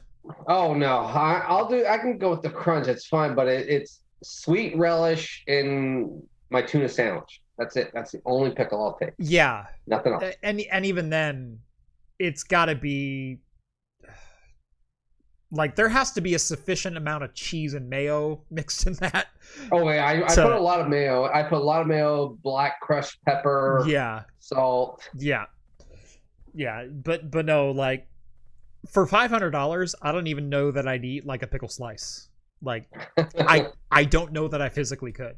I mean, I can't. I wouldn't. I don't eat them as for joy or anything, as a pleasure. I can eat them, but it's like one of the worst foods I hate eating. Even if pickle is even on like a Burger King and McDonald's Carl Jr. burger, I'm like, and they're like, don't just peel off. Like, no, there's juice. Yep. I don't know. Do I like pina coladas? Yes. I freaking love pina coladas.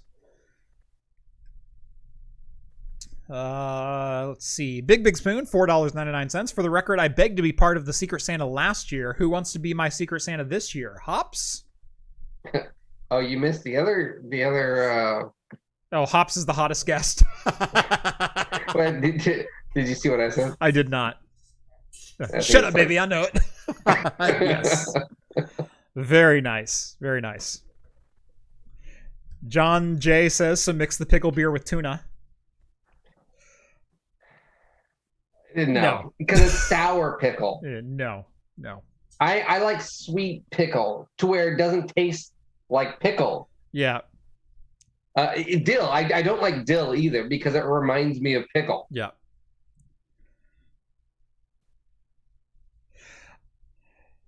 Yep. Cool. Oh, did you? So I saw you got your Trek wine. I did. In. I got mine in today. Oh, you did? Yeah. So you got just the Cardassian ale? I got 2 bottles of Kanar. Yes. Kanar. Yeah. So I got 2 bottles of Kanar, and I got 2 bottles of the Andorian ale. Yeah, I didn't get the Andorian. I have a complete collection. Well, what happened was I ordered it because the last time my wife forgot to. Uh-huh. And so when I was going to notify her, I was like, hey, buy this for our anniversary. Mm-hmm. She forgot. So I just went and bought it. And she remembered. So we double ordered. Nice. So I actually have a bottle of Kanar and Andorian ale to open. Yeah.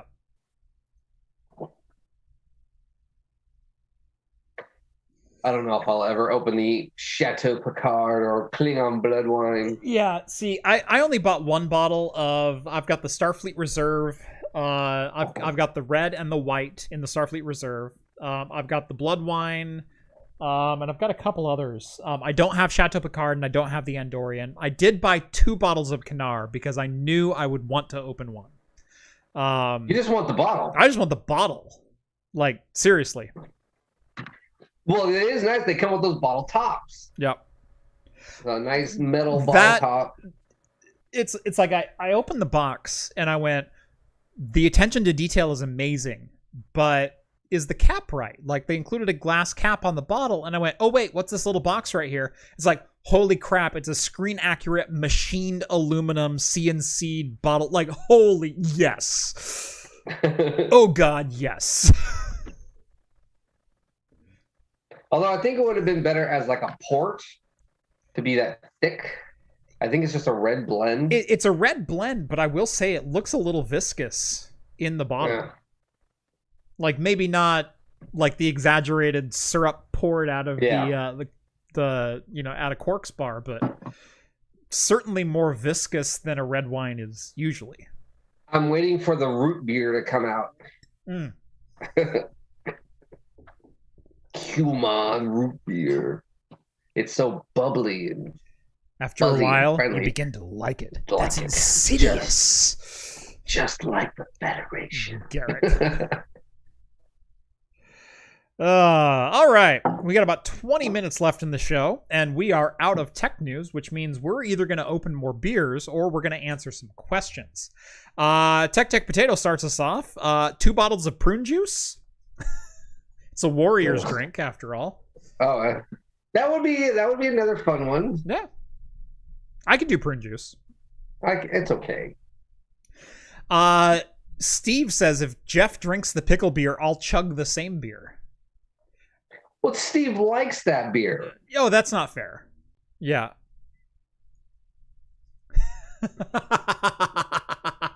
Manic Geek enters the chat. All right, so first off, he's not that much older than I am. He saw your tweet. That's awesome.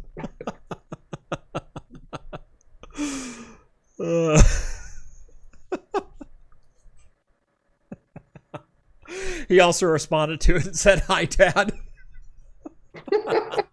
That's great.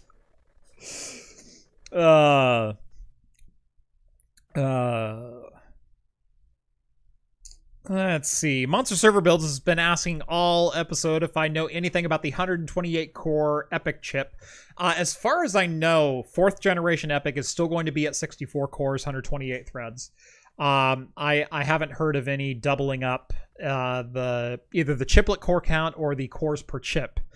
So we're probably at an impasse until Intel makes them make another move. And he says the 7763 is only 64 core 128 thread because Ian said, well, you can get dual 7763s, which gives you 128 cores. So it does exist.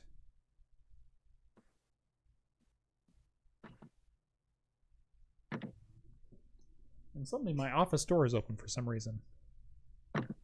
Your cat? I think the cat opened my door. I'm pretty sure. Rambo. So we have the long lever handles that are nice and easy to pull, and Rambo can open them. So. Oh yeah, 4th gen Genoa. That's right, 96 cores. That's right. So not quite double. They're going plus 50%. Let's see.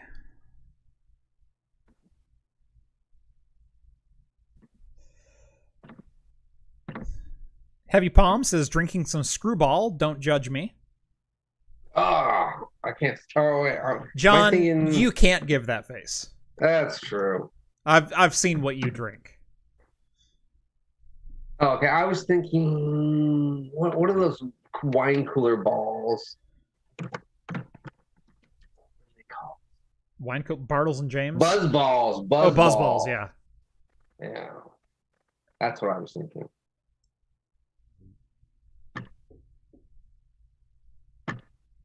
Missed a lot of AMD news. Oh, that's right. There was an AMD thing.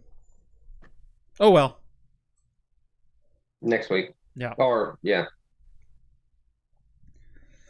Yeah, and then there was the comment that got Lisa Sue in a little bit of hot water because it's like, what do you think about the availability of next-gen consoles? And she goes, well, they're available, but you just have to spend 2 to 3 times the retail price to get them. And it was a joke followed up by comments about like, we're working on, shoring up supplies, but apparently gamers don't like to joke. To which I respond, have you ever been on camera and done an interview and like here in the 2-hour live show, I've probably said at least 2 things that I regret. Try being the CEO of a company. So how about schnapps? Well, first off, it's SCH. But I have schnapps. I have peppermint schnapps. I've got peppermint, usually peach. Vanilla I keep on hand for like 1 drink. The candy apple. Sour puck, or that's sour puckers. Yeah. Isn't that technically a schnapps?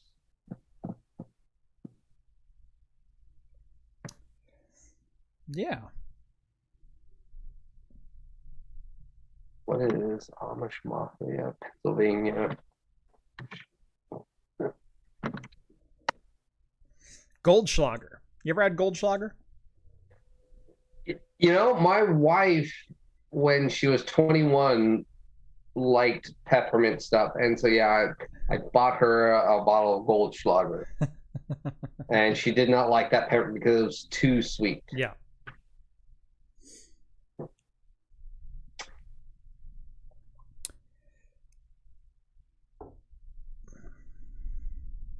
What is that?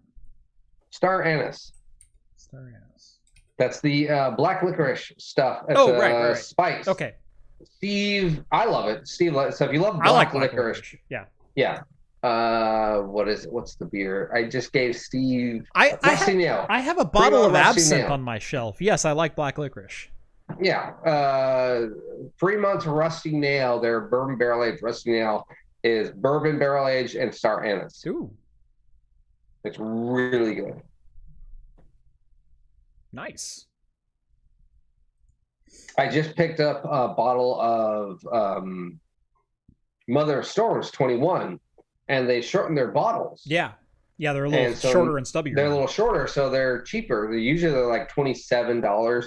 Yeah. The shorter one now makes it $20. Okay, nice. So your standard now bourbon barrel aged wax dipped. Monster Server says, is there a way to split RTX cards the way you did for your cloud gaming server? Yes, but not through Proxmox. If you follow my GPU paravirtualization inside Windows Hyper-V, that is the solution for splitting RTX cards. In fact, I demoed that with an RTX 3070. So yes, you can split it. It's actually a fairly easy process. So yeah, I have a full video on that. Just look up GPU paravirtualization or GPU-P on my channel and you'll find that video. Same result, completely different process, completely different operating system. It does still work though.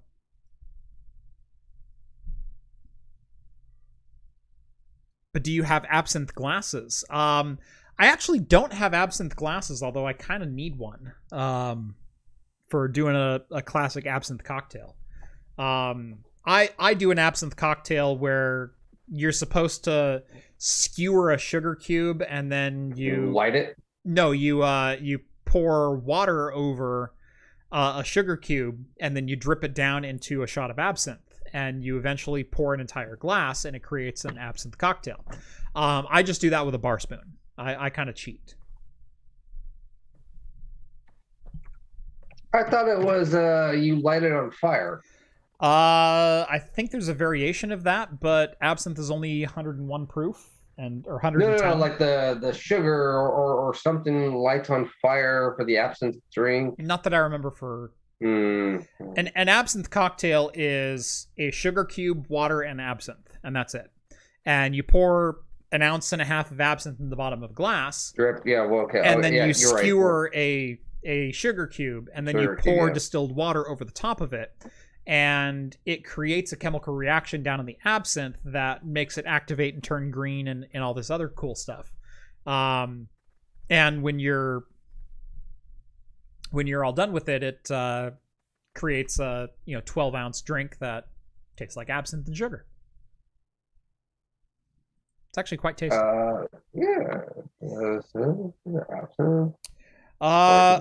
That's right. You light. So this one, you light the sugar cube on fire. Interesting. Because I've never done that. In alcohol. I've never tried that. At least not with this particular cocktail. Well, I will put this link in the Super Secret Discord. And if you haven't joined the Super Secret Discord, it is in the link below. Minimum is only $1 a month, and you could then see recipes like this, beer reviews like mine, people what we're drinking, eating day to day. If that's not your thing, guess what? Well, we have car stuff. We have. I will be right back, John, while you're plugging this. So all right, show is yours. I know what you're doing. We got every type of channel you want: entertainment, music. It is probably one of the best Discords you'll ever get on. I can't plug in a month, and honestly, I'm not going to plug the Discord right now. I'm going to thank the mods because I think we have some of the best mods ever. They're very fair. We have great rules. Here's the rule. Don't be a dick. That's it. Don't be a dick. And it's pretty simple. Otherwise, everything else is fair game. Well, once you get in there, you'll understand that.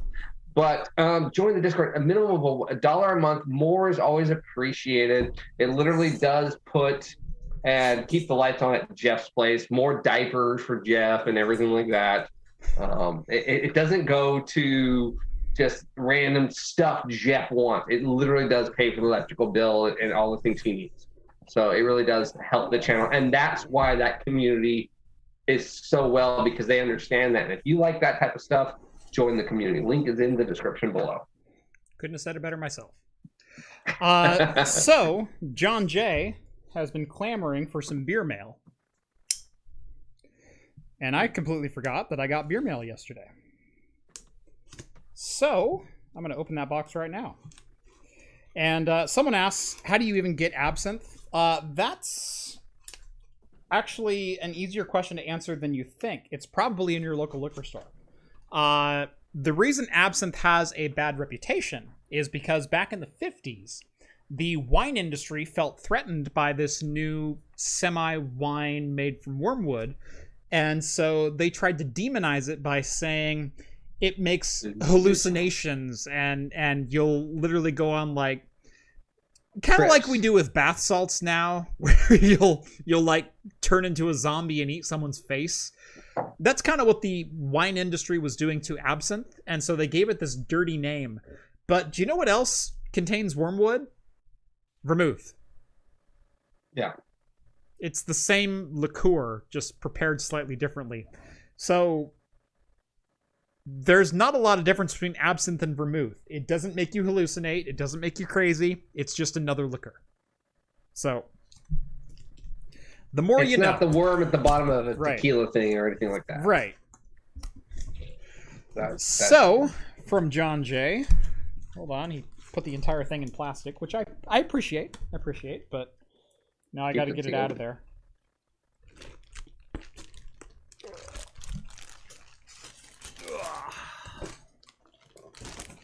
What I will say is all of these bottles are incredibly dark. That's a big Ziploc. That is a big Ziploc. Ooh. Clinky, clinky.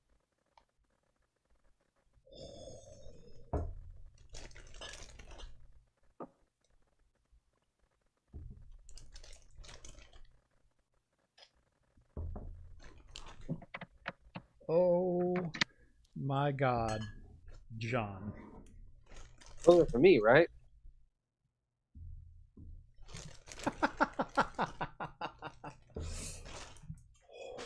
Holy crap. I think we'll start with the one that's going to cause you a brain hemorrhage. Oh. John, do you see the top word there? Yeah, I saw it. Okay. We don't have a beeper, so I'm trying to beep myself. I saw that. This is the Utopia's barrel-aged worldwide stout. Yeah. Rue. I only have one of these. John, I am disappointed in you. I thought we had a connection. We've talked, and you send Jeff stuff. Yep. He sure does, doesn't he? John, you wonderful, wonderful person, and I'm not talking to the person on camera right now. I got another Dogfish Head worldwide stout. A very dark beer brewed in a ridiculous amount of barley. I've had that one. Good one. So there's that one. Looking forward to those. Then we come to these. I did get in pairs. So John, talk dirty to me. First up is the quadruple shot vanilla cold brew. From who is this? This Treehouse? I want to say Treehouse. Yeah, Treehouse. Yeah, he was just there. Yep. Makes sense. The quadruple shot vanilla cold brew clocks in at 11.4. Oh, Treehouse always makes solid. Yes. You know, I've never had their stouts. I've only had their IPAs. Yeah. So I don't really know about their stouts. So I got 2 vanillas and 2 quadruple shot mochas. So I've got 2 mochas and 2 vanillas. Ooh. Both at 11.4. And you keep both of those, and I'll take that Utopia. I don't know that I want to share this. I shared a 75% beer with you. It's only because you had to open it and you couldn't finish it. You couldn't finish it. I would have given it the old college try. I would have been sleeping on your floor, but I would have tried. I've been like, I don't know that bum. He's a bum. Yeah. By the way, the Utopias is aged 5 years.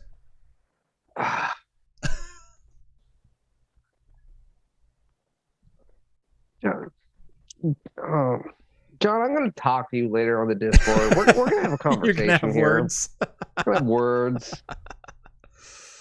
Somehow you're going to get blocked on the channel. Yeah. Oh, mod accident. I'm sorry. Yep.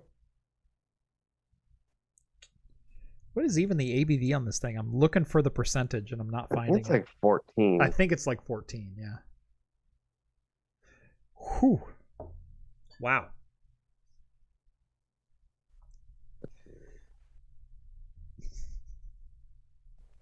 That one does piss me off. Skull says share it with Ian. Oh, you better not. I will demonetize this episode right now. That would be great. Just bring out all my best stuff. You know, I have this wonderful Fort George out in the fridge. You better not. Oh, it's 17.3. 17.3. Okay. 17.3. Wow. Getting up there. Yeah. You better not do that for George. That would be funny. I'll go to your house and break your beers. Although probably by now it might not be good. I know. I was actually starting to worry about it, going like, it's been in my fridge for over 2 years, John. Yeah, I know. I don't think we were supposed to age this one that long. No, I don't think so. I think it was like kind of supposed to be drank fresh. Yeah. Oh well. I'll check it. I'll check the bottle. Yep.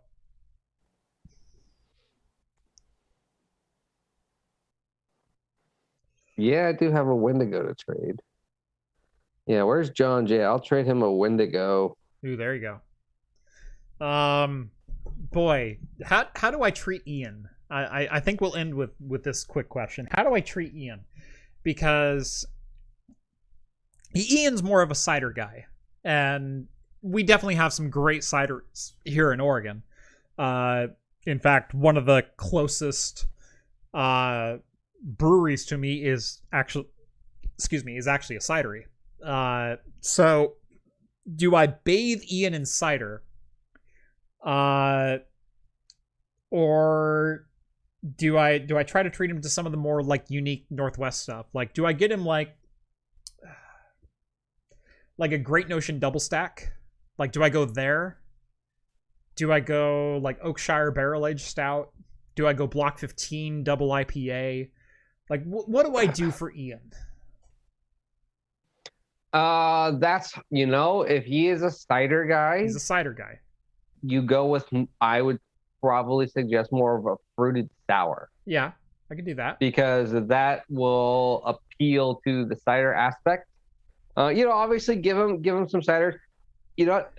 If anything, I have a Breakside fruited sour out in the fridge. Try that one. Although let him try our ciders, because our ciders are not English ciders. Right. That's the other thing too. Because a lot of our ciders are, when we say traditional, we are doing more sweet still technically, where English is more of a dry. Yeah. So I don't know what he likes. That might be the other indicator. So if he likes dry, that's something completely different. But go 1859. The tap room closed, but they still bottle. Yep. So that's and draft. Bauman's, they have a I was just there the other day. They have a bourbon barrel aged cider. Ooh. And a couple of Christmas themed ones that I wanted to go try.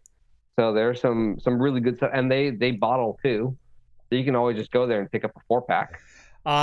Ian says, not too blatted, we have a fab tour in the morning. That is correct.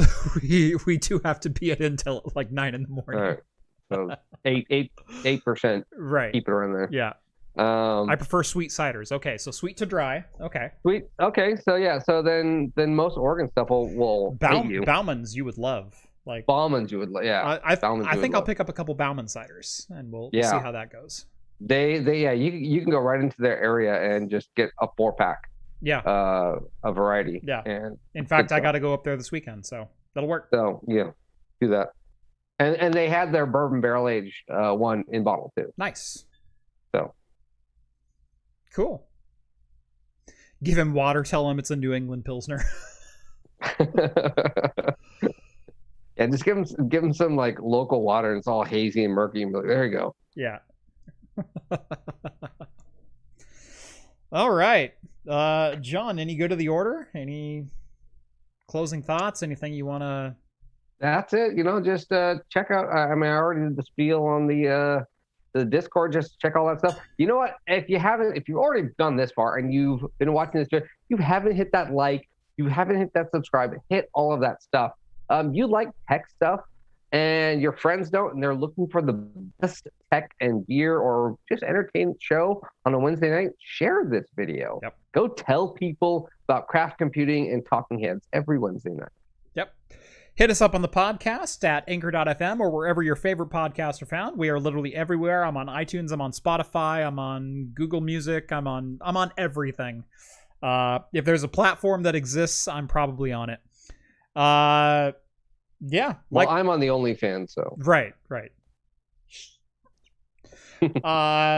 Make sure to like this video, subscribe to Craft Computing if you haven't done so already, subscribe to Hops and Brews if you like the beer content on this channel and want to see some more beer reviews and in-depth beer tastings. You can find John over there, and you can see me over there from time to time as well. Yep. Yeah. Join the Patreon or the float plane. Links down in the video description. Literally helps keep the lights on around here. Plus, you can chat with myself, John, Rhett, Steve, or all of the hosts from Talking Heads. In fact, Ian drops in there from time to time as well. Yeah, that's going to do it for us. We will not be back on Wednesday. We will be taking a 24-hour hiatus. We will be back on Thursday night. That is, what is that, December 9th? Yes, December 9th.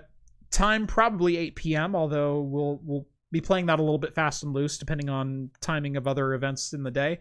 And Dr. Ian Cuttress, Tech Potato himself, will be on the show. So don't forget to tune in for that one. Make sure to set your alarms, and as always, we'll see you next week.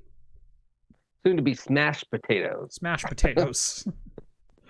Potato vodka. There we go. There we go. Night all. See you guys.